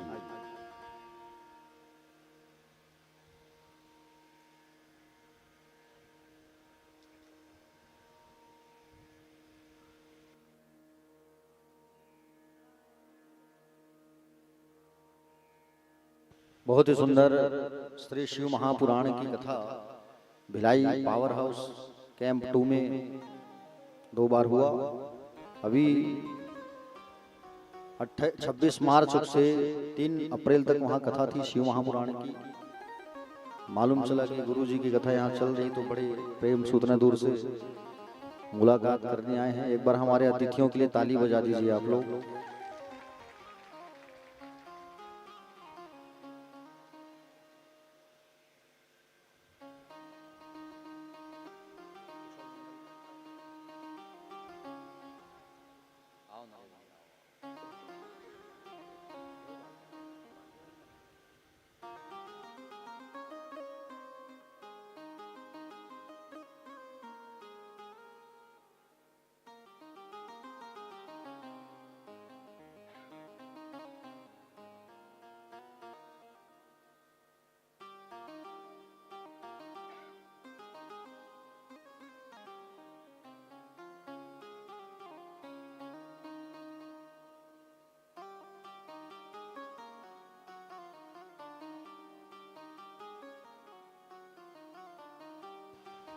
बोले गोविंद भगवान की जय। प्यारे भक्तजन, भगवान श्री कृष्ण चंद्र जी जो है, भगवान श्री कृष्ण का परीक्षित से 3 संबंध था। पहले तो उनके नाती लगेंगे, दूसरा जीव और ईश्वर का जो संबंध होता है वो संबंध है, दूसरा भगवान के भक्त भी थे। बहुत सारे रिश्ता संबंध इनका भगवान से था, परीक्षित जी का। प्यारे भक्तजन, राजा बोले, सुखदेव भगवान से बोले, प्रभु आपने बताया कि मेरी दादी के सगे भाई थे, तो मेरी दादी का विवाह अर्जुन के साथ कैसे हुआ ये मुझे जानना है, ये आप मुझे बताइए। तब कहे, सुनो, तुम्हारी जो दादी थी सुभद्रा, तो उनके जो बड़े भाई थे बलदाऊ जी, तो बलदाऊ जी जो है सुभद्रा की शादी को दुर्योधन के साथ करना चाहते थे, और ये बात भगवान को पसंद नहीं था। समझ रहे हो ना, ये बात भगवान को कतई पसंद नहीं था कि मेरी बहन की शादी दुर्योधन के साथ हो। भगवान ने प्यारे अर्जुन से कहा, अर्जुन तुम दंडी स्वामी का स्वरूप बना करके आना, और दंडी स्वामी का स्वरूप बना करके आ करके तुम जो है मेरी बहन का हरण करके ले जाना। अर्जुन जो है दंडी स्वामी का स्वरूप बना करके आए, और दंडी स्वामी का स्वरूप बना करके आए, सुंदर भोजन परोसने लगे। दाऊ जी भी आके उस ब्राह्मण को भोजन परोसने लगे। भगवान ने कहा दाऊ जी से, दाऊ जी बोले सभा में आपको बुलावा आया है, आप सभा पर जाइए। दाऊ जी जैसे ही गए, भगवान ने इशारा किया, अर्जुन रथ खड़ा है सामने, लेके जाओ। और भगवान की बहन सुभद्रा का हरण अर्जुन ने करके ले गए। दाऊ जी को बड़ा गुस्सा आया कि हमारी बहन का हरण किया इसने। भगवान श्री कृष्ण ने सब बात बताया, वो कोई दूसरा नहीं, वो अर्जुन था। दाऊ जी कहे इतना सब घुमा फिरा के करने की क्या जरूरत थी, तो कहे आप नाराज हो जाएंगे, गुस्सा हो जाएंगे, इसलिए हमने ये लीला की। प्यारे भक्तजन, भगवान श्री कृष्ण जो है अपनी बहन से बहुत प्रेम करते थे। आज भगवान श्री कृष्ण चंद्र अपनी सभा में बैठे हुए हैं, और सभा में भगवान बैठे हुए हैं। प्यारे, सभा में भगवान विराजमान है, बैठे हुए हैं, तो भगवान अपने बच्चों को उपदेश कर रहे थे कि देखो बेटा, एक व्यक्ति को बिगड़ने के 4 साधन होते हैं। समझ रहे हो ना, एक व्यक्ति के बिगड़ने के 4 साधन, रूप यौवन संपत्ति प्रभुत्तम विवेकता एकैकप्यनर्थाय किमु यत्र चतुष्टयम्। पहला सुंदर रूप का होना, दूसरा युवा अवस्था का होना, तीसरा ज्यादा संपत्ति का होना, चौथा सत्ता का मिल जाना। यदि इन चारों में से एक चीज भी किसी के पास में है और विवेक नहीं है तो व्यक्ति अनर्थ किए बगैर नहीं रह सकता। विवेक नहीं होने पर ये चारों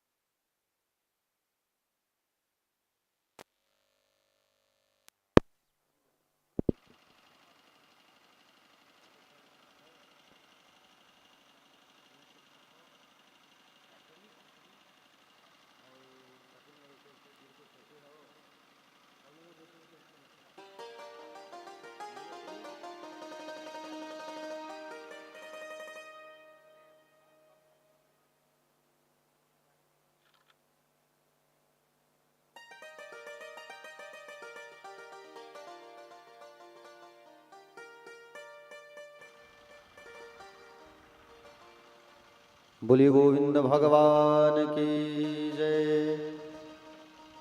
चलिए एक बार हाथ उठाइए और हाथ उठा के बड़े भाव से कहिए राधे राधे। भगवान जो है अपने पुत्रों को उपदेश कर रहे थे, देखो बेटा, क्योंकि भगवान को मालूम है ना कि मेरे जाने के बाद, संसार छोड़ने के बाद मेरे जो पुत्र हैं ये लोग गलत रास्ते पर जाएंगे और प्रजा को तकलीफ देंगे, और भगवान कतई नहीं चाहते थे कि मेरे जाने के बाद संसार वालों को दुख मिले। भगवान समझा रहे थे पुत्रों को। भगवान के पुत्र सिर गड़ा के हंस रहे थे। भगवान सिर गड़ा के, भगवान की बात को सुन के सिर गड़ा गड़ा के हंस रहे थे। भगवान कहे बेटा कभी संतों का अपमान मत करना। संत मेरे हृदय में वास करते हैं और मैं संत के हृदय में रहता हूँ। साधु हृदय मह्यम, साधु मेरा हृदय है और मैं संत के हृदय में वास करता हूँ। प्यारे, इतनी बात भगवान कह रहे थे कि इनके बच्चे लोग कहने लगे, पुत्र पौत्र लोग, कि हमारे पिता हमेशा संतों की बड़ाई करते हैं, प्रशंसा करते रहते हैं दिन रात। भगवान ने देखा ये लोग मेरी बात को गौर से नहीं सुन रहे हैं, जब भोगेंगे आगे तब पता चलेगा। मेरे गोविंद ने किसी को विदित होने नहीं दिया। आज भगवान श्री कृष्ण के पुत्रों ने बड़ा भयंकर अपराध कर दिया। प्रभास क्षेत्र बड़ी सुंदर जगह है, सप्तऋषि पिंडारक क्षेत्र, वहां बड़े बड़े संत जन विराजते हैं, है ना। प्रभास क्षेत्र कहाँ है? गुजरात में। विश्वामित्रो असित कड़मो दुर्वासा भृंगुरा कश्यपो वामदेव त्रय वशिष्ठो नारदादाया। विश्वामित्र, असित, कण्व, दुर्वासा, भृगु, अंगिरा, कश्यप, वामदेव, नारद, बड़े बड़े महात्मा बैठे थे। और ये भगवान के पुत्र लोग वहां जब गए तो अपने स्वरूप को बदल करके गए हैं, और स्वरूप को बदल करके गए हैं वहां। प्यारे, जाम्बवती का जो बेटा था ना सांब, उसे स्त्री बना करके लेके जा रहे हैं। गर्भ में कपड़ा बांध दिए हैं मोटा सा, और वहां पहुंचे। जब सब लोगों ने प्रणाम किया, प्रणाम करके पूछते गए बताइए हमारे इनके गर्भ से लड़की होगा कि लड़का होगा, पूछने लगे। अब सब ऋषियों को प्रणाम करने लगे। दुर्वासा जी जान गए, और दुर्वासा जी जान करके श्राप दे दिए कि ऐ कृष्ण के पुत्रों, तुम लोग छल करने आए हो। पूछ रहे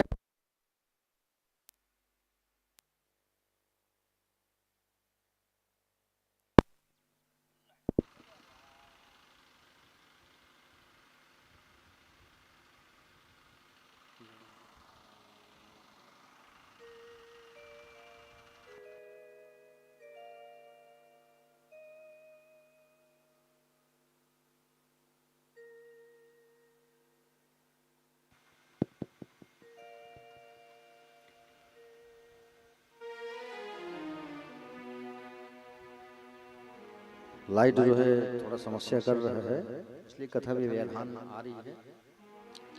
बोले गोविंद भगवान की जय।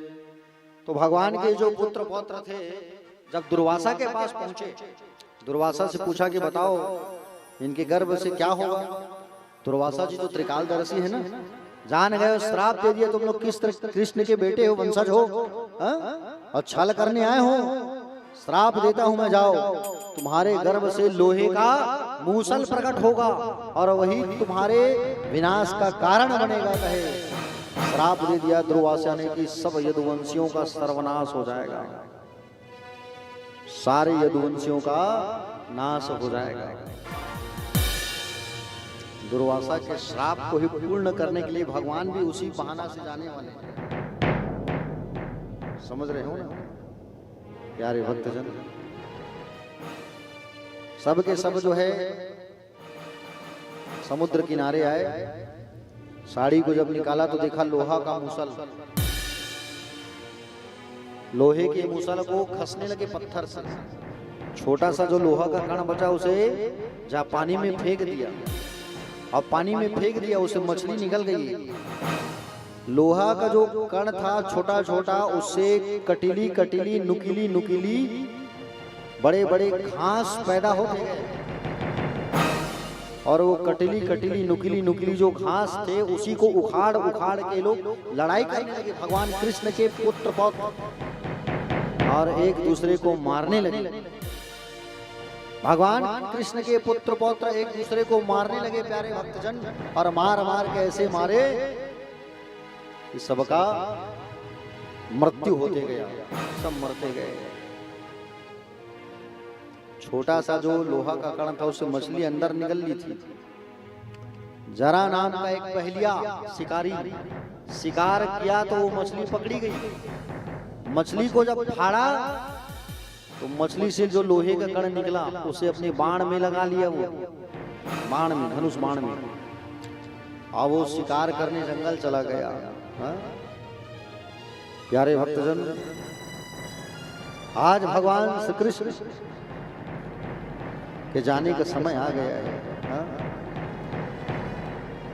वसुदेव जी भगवान श्री कृष्ण के पिता बड़े चिंतित रहते थे, और बड़े चिंतित रहते थे भगवान श्री कृष्ण के पिता जो है। तो नारद जी आए, और नारद जी का आगमन हुआ प्यारे।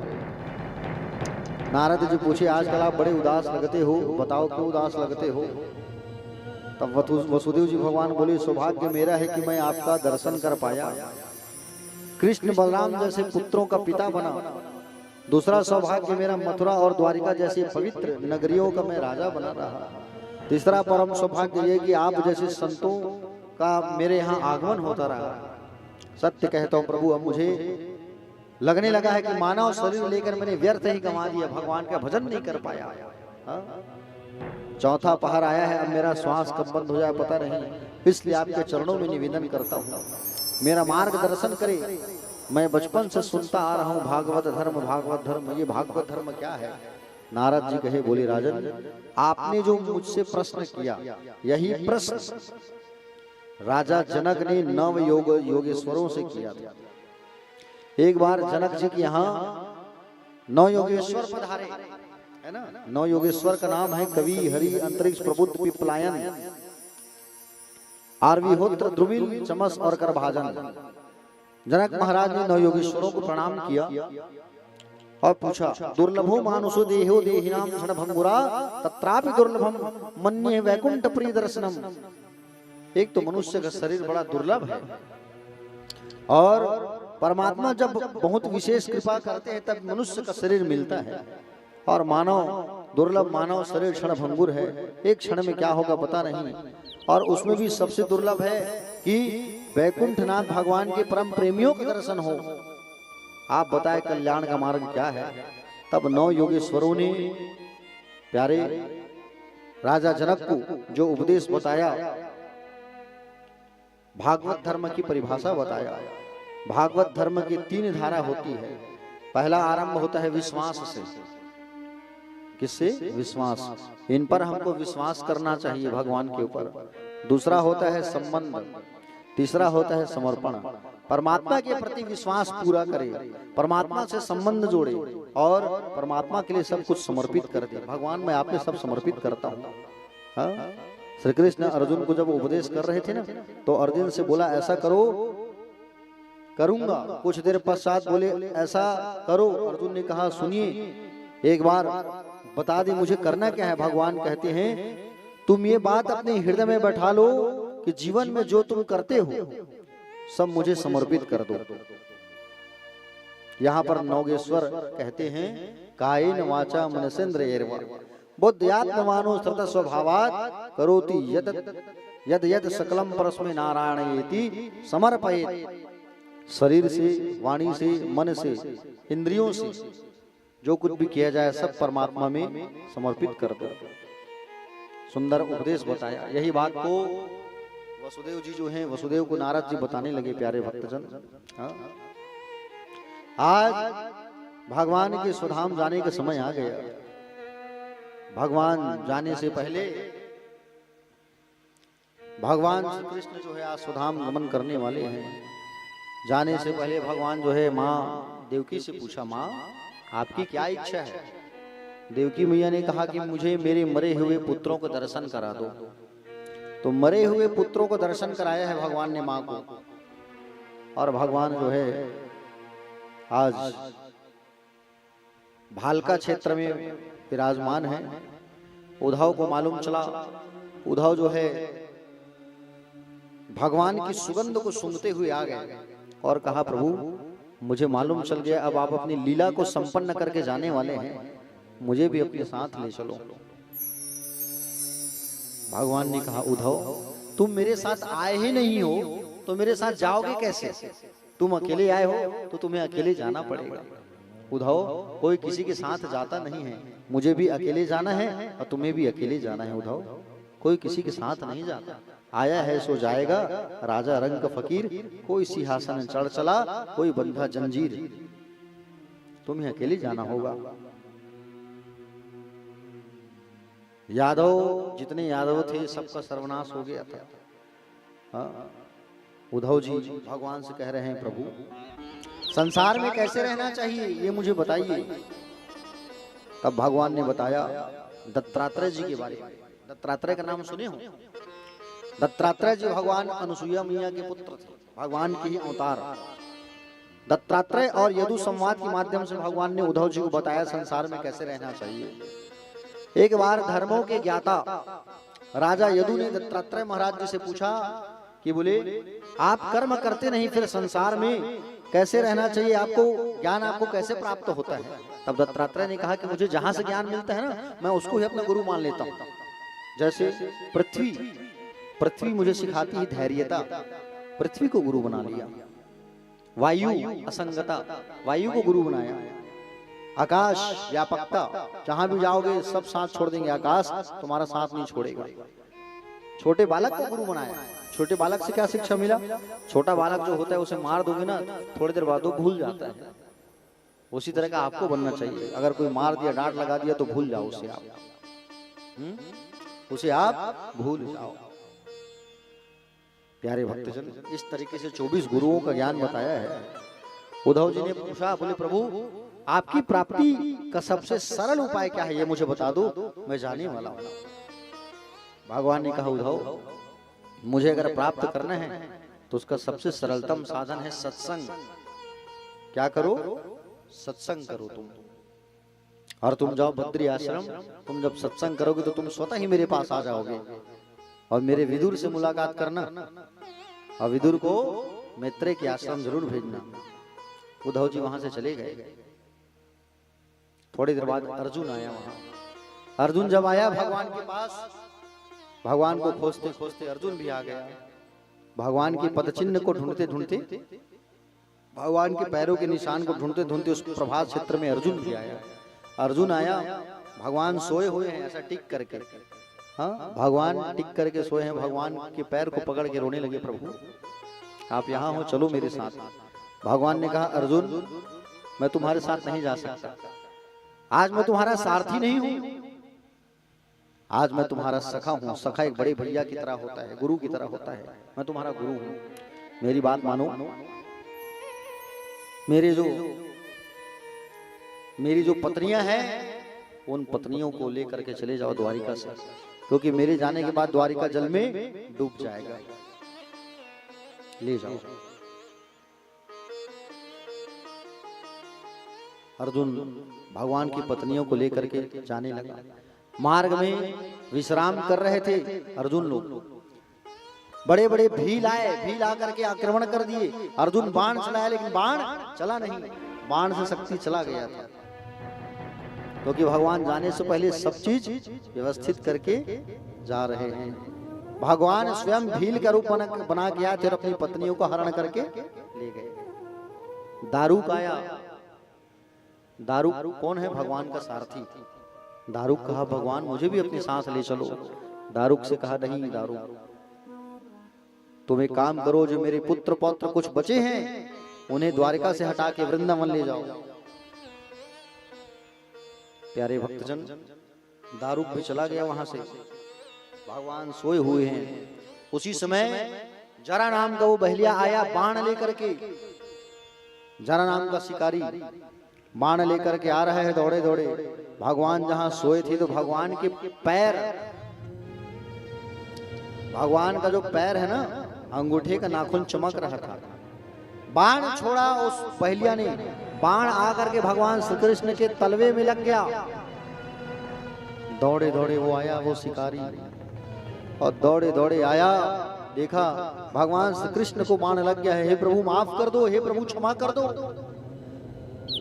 नहीं बहलिया, व्याध नहीं, नहीं जरा, पिछली बार मैंने तुम्हें बाण मारा था, तुम बाली थी और मैं राम था।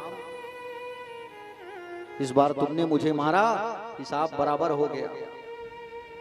और अब भगवान जो है, भगवान का जो दिव्य तेज है, भगवान अपने शरीर को त्याग दिए प्यारे, और 125 वर्ष पूर्ण करके भगवान, इतने साल रहे संसार में 125 वर्ष, 125वां वर्ष पूर्ण करके भगवान चले गए।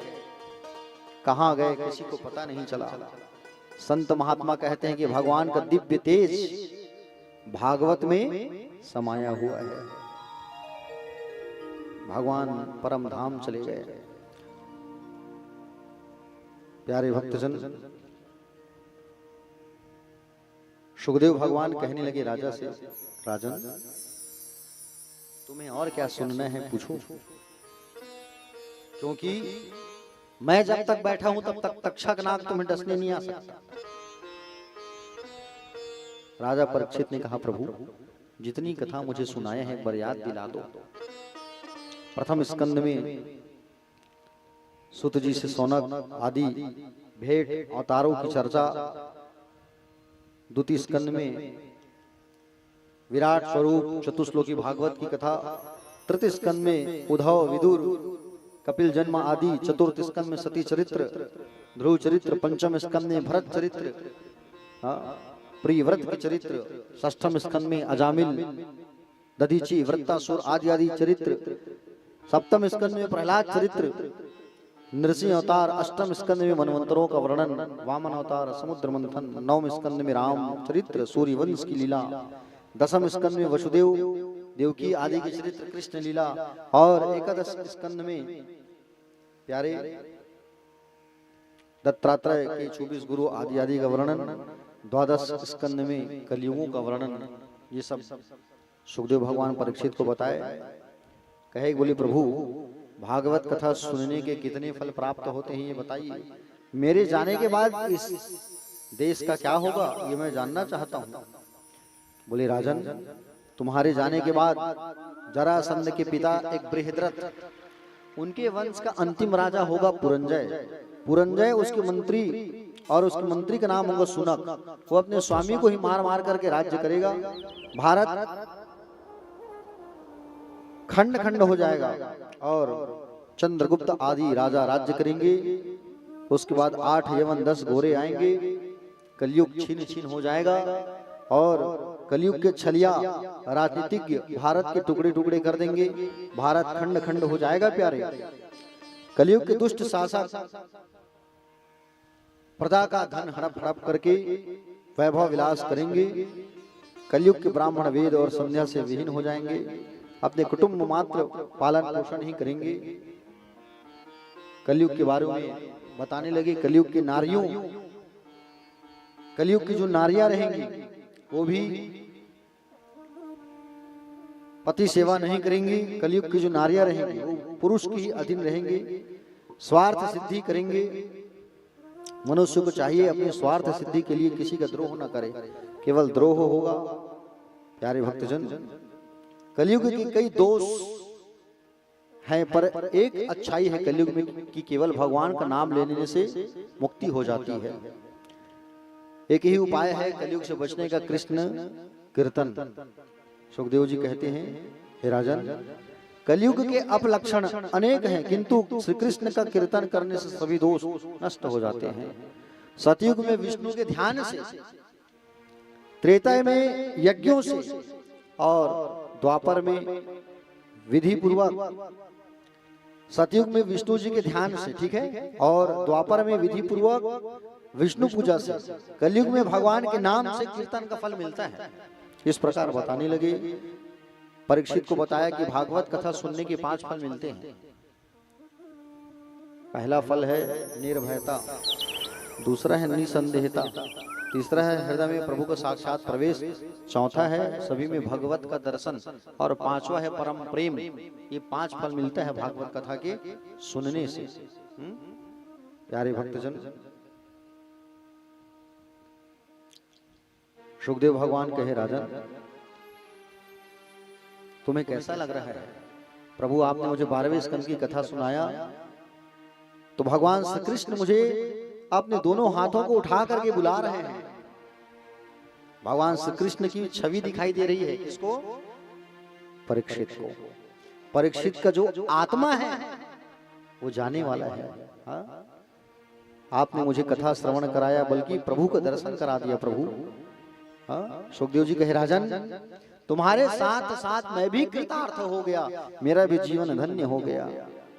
तुम्हारे कारण मैं भी प्रभु में लीन हो सका।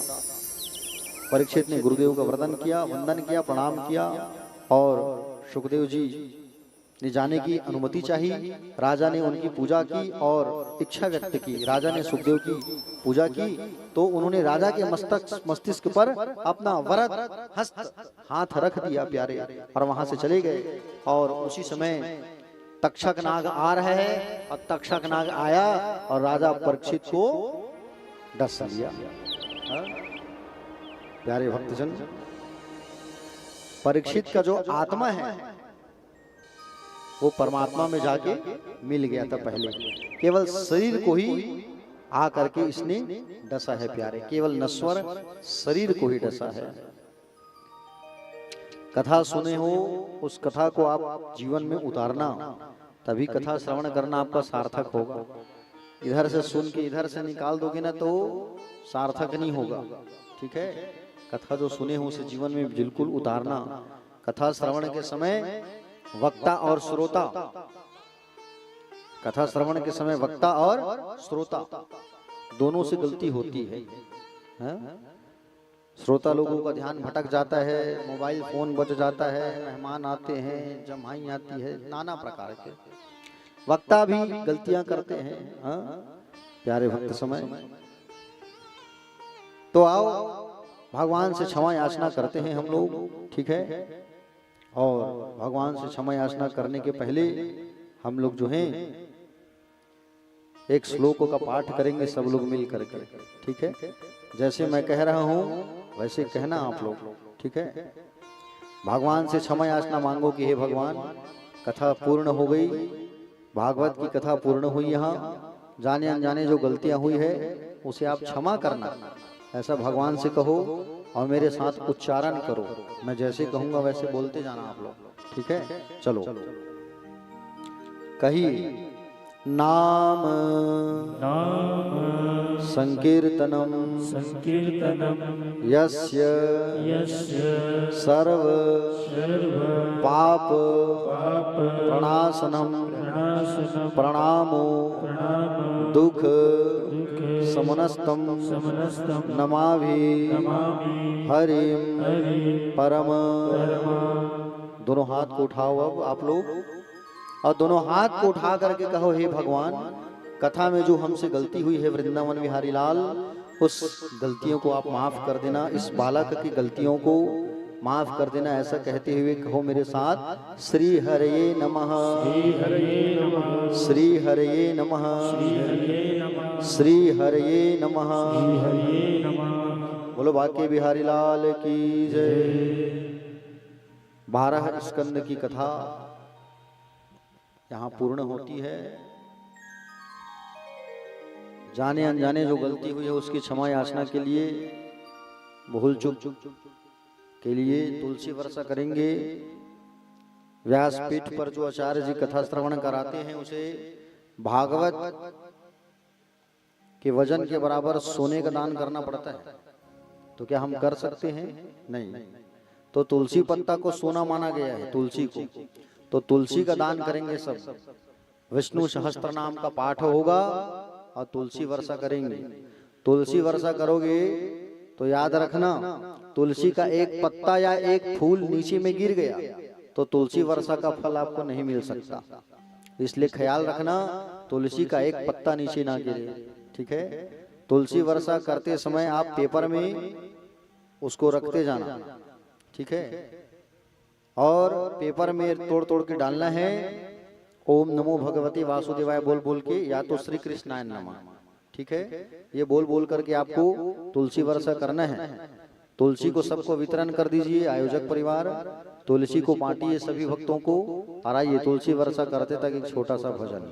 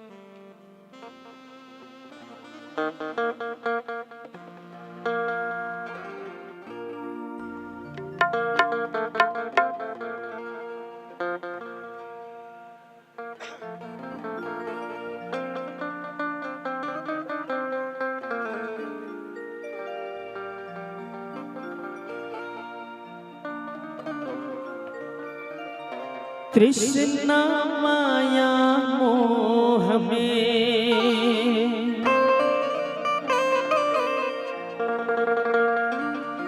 भटक रहा इंसान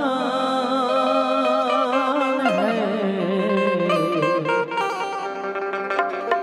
नजरों से खोने लगी अपनों की पहचान।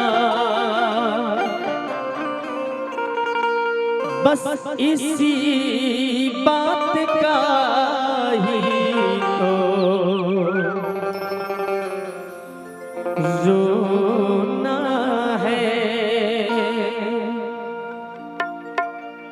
रब जो चाहे वही तो होना है।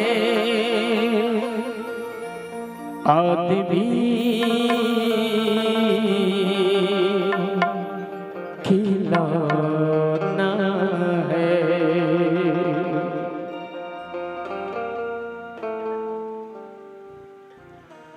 रातें ढलती नहीं, दिन भी निकलता नहीं, उसके मर्ज बिना पता हिलता नहीं। रब जो चाहे वही तो होना है। रब जो चाहे वही तो होना है। आदमी खिलौना है। आदमी खिलौना है। रातें ढलती नहीं, दिन भी निकलता नहीं, उसकी मर्जी बिना पता हिलता नहीं। रब जो चाहे वही तो होना है। रब जो चाहे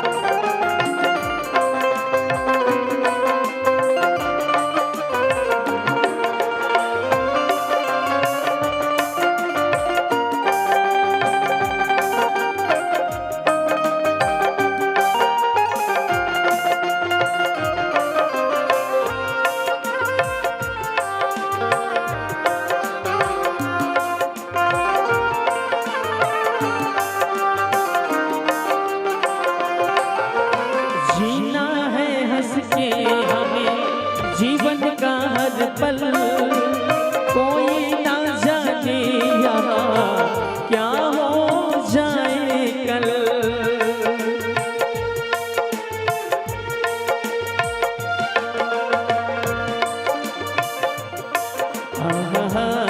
ला ला ला हो, जीना है हंस के हमें,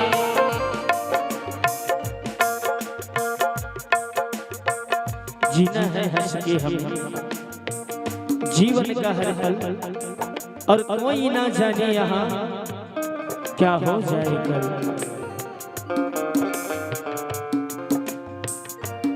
कोशिश करिए हंस करके जीने की।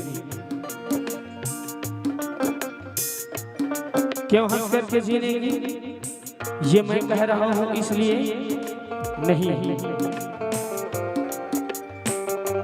ये जिंदगी पानी का एक बुलबुला है साहब, कब फूट जाए किसी को खबर नहीं। काल कभी मिस कॉल करके नहीं आती साहब, याद रखिएगा। इसलिए हंस करके जीने की कोशिश कीजिए, अवश्य करके सफल होंगे।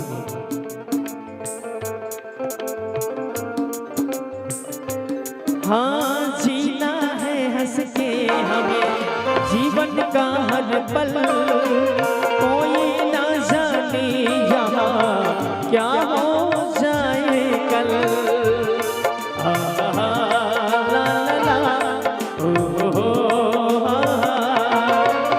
जीना है हंस के हमें जीवन का हर पल, कोई ना जाने यहाँ क्या हो जाए कल। हर ख्वाब यहाँ संजोना है हर ख्वाब यहाँ पर संजोना। अरे ऊपर जाएंगे ना साहब, ऊपर जाएंगे ना तो कुछ भी लेकर के नहीं जाएंगे, हर ख्वाब यही सजोना है आपको। हर ख्वाब यहाँ पर संजोना है, हर ख्वाब यहाँ पर संजोना है। आदमी खिलौना है, आदमी खिलौना है। हे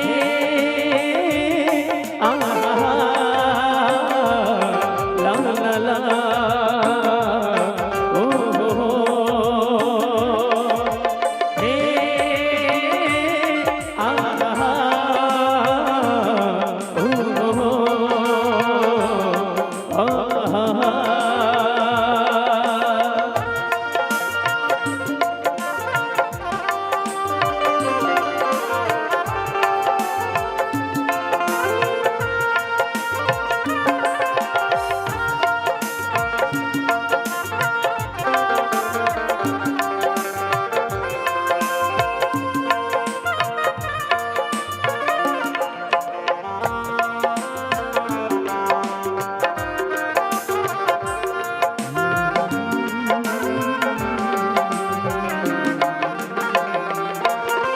कृष्णा माया मोह में भटक रहा इंसान, नजरों से खोने लगी अपनों की पहचान।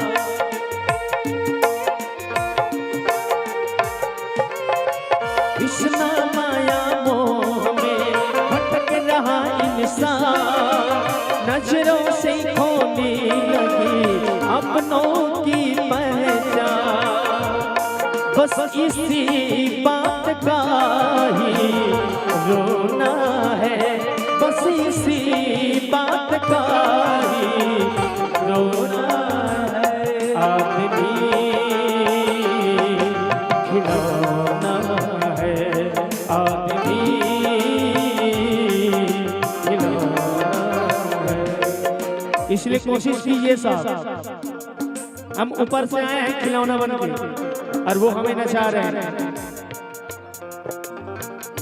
क्योंकि रातें ढलती नहीं, दिन भी निकलता नहीं, उसके मर्जी बिना पत्ता हिलता नहीं। और रातें ढलती नहीं, दिन भी निकलता नहीं, उसके मर्जी बिना पत्ता हिलता नहीं।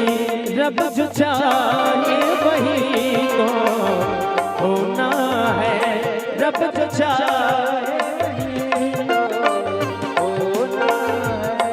आदमी खिलौना है, आदमी खिलौना है। हे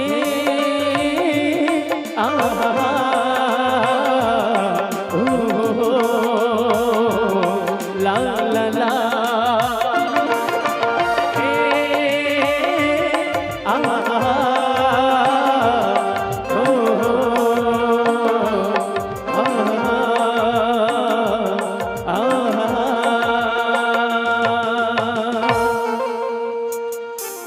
आदमी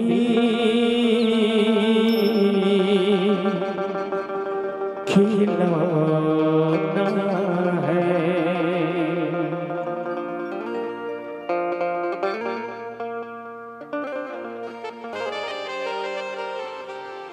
आइए सभी भक्त मिल करके तुलसी वर्षा करेंगे। हमारे आचार्य जी विष्णु सहस्त्र नाम का पाठ कर रहे हैं और आप लोग जो है तुलसी को तोड़ तोड़ करके डालना है। ओम नमो भगवते वासुदेवाय बोल बोल करके। और इसके बाद फिर आगे चढ़ोत्री का कार्यक्रम करेंगे। उसके बाद फिर आरती और नगर भ्रमण, गांव भ्रमण। आइए तुलसी वर्षा प्रारंभ करते हैं। बैठ जाइए, वहीं बैठ जाइए। नीचे बैठोगे तो बढ़िया डालते बनेगा। बैठ जाइए, वहीं बैठ जाइए। राधे राधे राधे।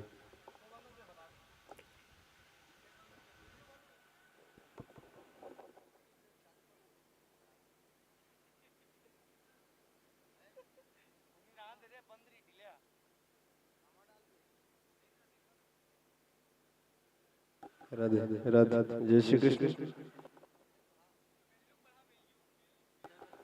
हेलो राधे जय श्री कृष्ण।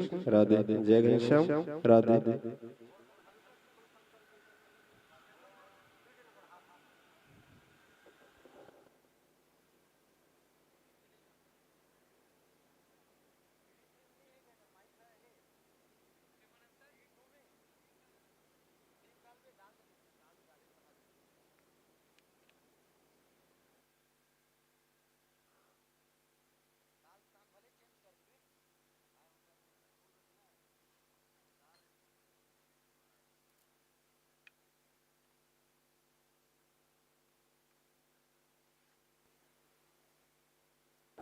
राधे जय श्री कृष्ण। राधे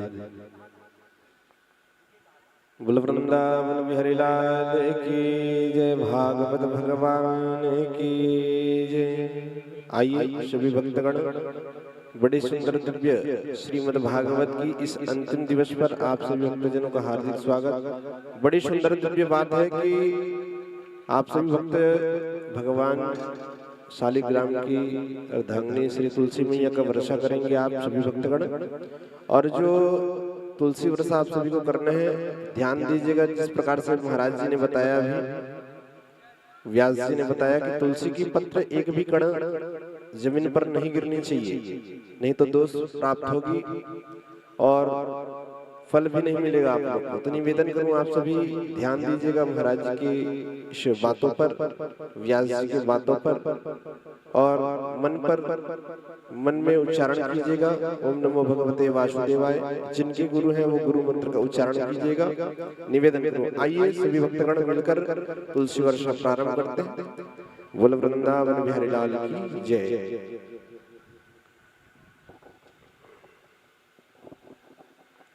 हरि ओम शांताकारं भुजगशयनं पद्मनाभं सुरेशं विश्वाधारं गगनसदृशं मेघवर्णं शुभांगं लक्ष्मीकान्तं कमलनयनं योगवृन्दारुणगम्यं वन्दे विष्णुं भवहरणं सर्वलोकैकनाथं।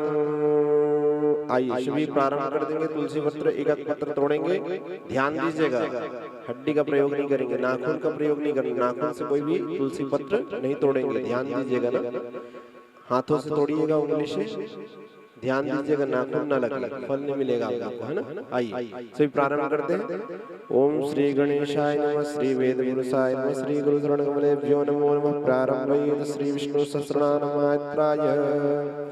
हरि ओम यस्य स्मरणमात्रेण जन्म संसार वन्दना विमुच्यते। नमस्तस्मै विष्णवे प्रभु विष्णवे नमस्तमस्तभूतानां आदिभूताय मूर्ते अनेक रूपरूपाय विष्णवे प्रभु विष्णवे वैशंपायन वाचा सत्त्वा धर्माण शेषेण पावनानि च सर्वदा युधिष्ठिरा सन्दर्भा विदेवा विशासदा युधिष्ठिरवाचा।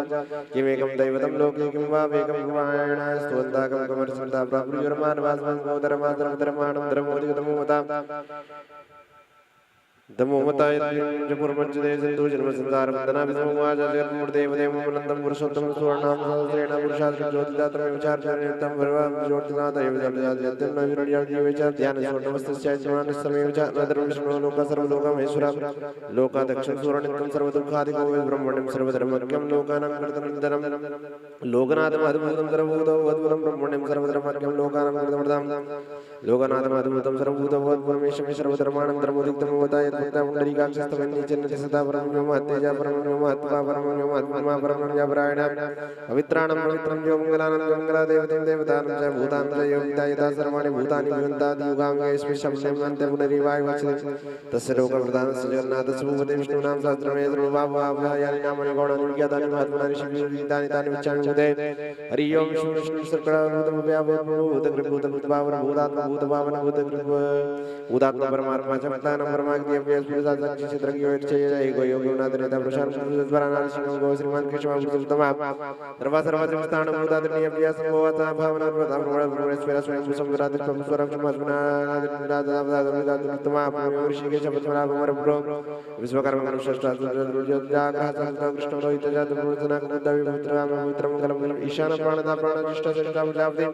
हिरण्यगर्भो भूगर्भो माधवो मधुसूदनाश्वरो विक्रमे धन्वी मेधा विक्रमक्रमानुत्तमो दुर्दात सर्वदेवात्मा सुरेश शरणं सर्वा विश्वरेता प्रजाभुवा हश्चम सर्वव्यारा प्रत्या सर्वदर्शना अज सर्वसरा सिद्धि सिद्धि सर्वादिच्युता क्षमा कर्मेरवात्मा सर्वयोग विनिश्चिता सर्व सर्वना सत्या सर्वात्म सर्वात्मजाम अमुकमुंडरीकाक्षं वरमा जागृते रुद्रो विसराभ्रो विश्वयोनि विशिष्टवा अमृता सात्वता सानो वरणं महात्मा सर्वहतर्वज्ञानो सर्वज्ञेतो जनार्दन वेदो वेद विवेदं गंगो वेदंगो वेदविद कवि लोकादक्ष सुरादक्ष धर्मादक्ष कृतकृता चतुरात्मा चतुर्व्यो चतुर्दुष्टा चतुर्भुजा राजष्ण भोजन मुक्ता सजिष्ण जगदादि जातनो को विजयो देता भुवन नियो विश्वसो उपेंद्र वामना प्रांसुरम प्रभु जातेन्द्र चक्रहत्वा नियो युवा वेद्य वैद्य योगी माधव माधव अतेन्द्रियो महामायो अच्छा महाब्रह्मार बुद्धि महाशक्ति महादुति महात्मा निर्देश निर्देश रुचित महात्मा महेश्वर महेश्वरता से निवास करता नवदुरानंद गोविंद मुद्रात्मने ऐता ज्ञात वेद योगी निरोणिक धर्मनि शरण वंशोत्तम सुरतम हिरण्यवास दवात्मना प्रजापति हिरण्यकौशल जाति चम हिरण्यक विद्या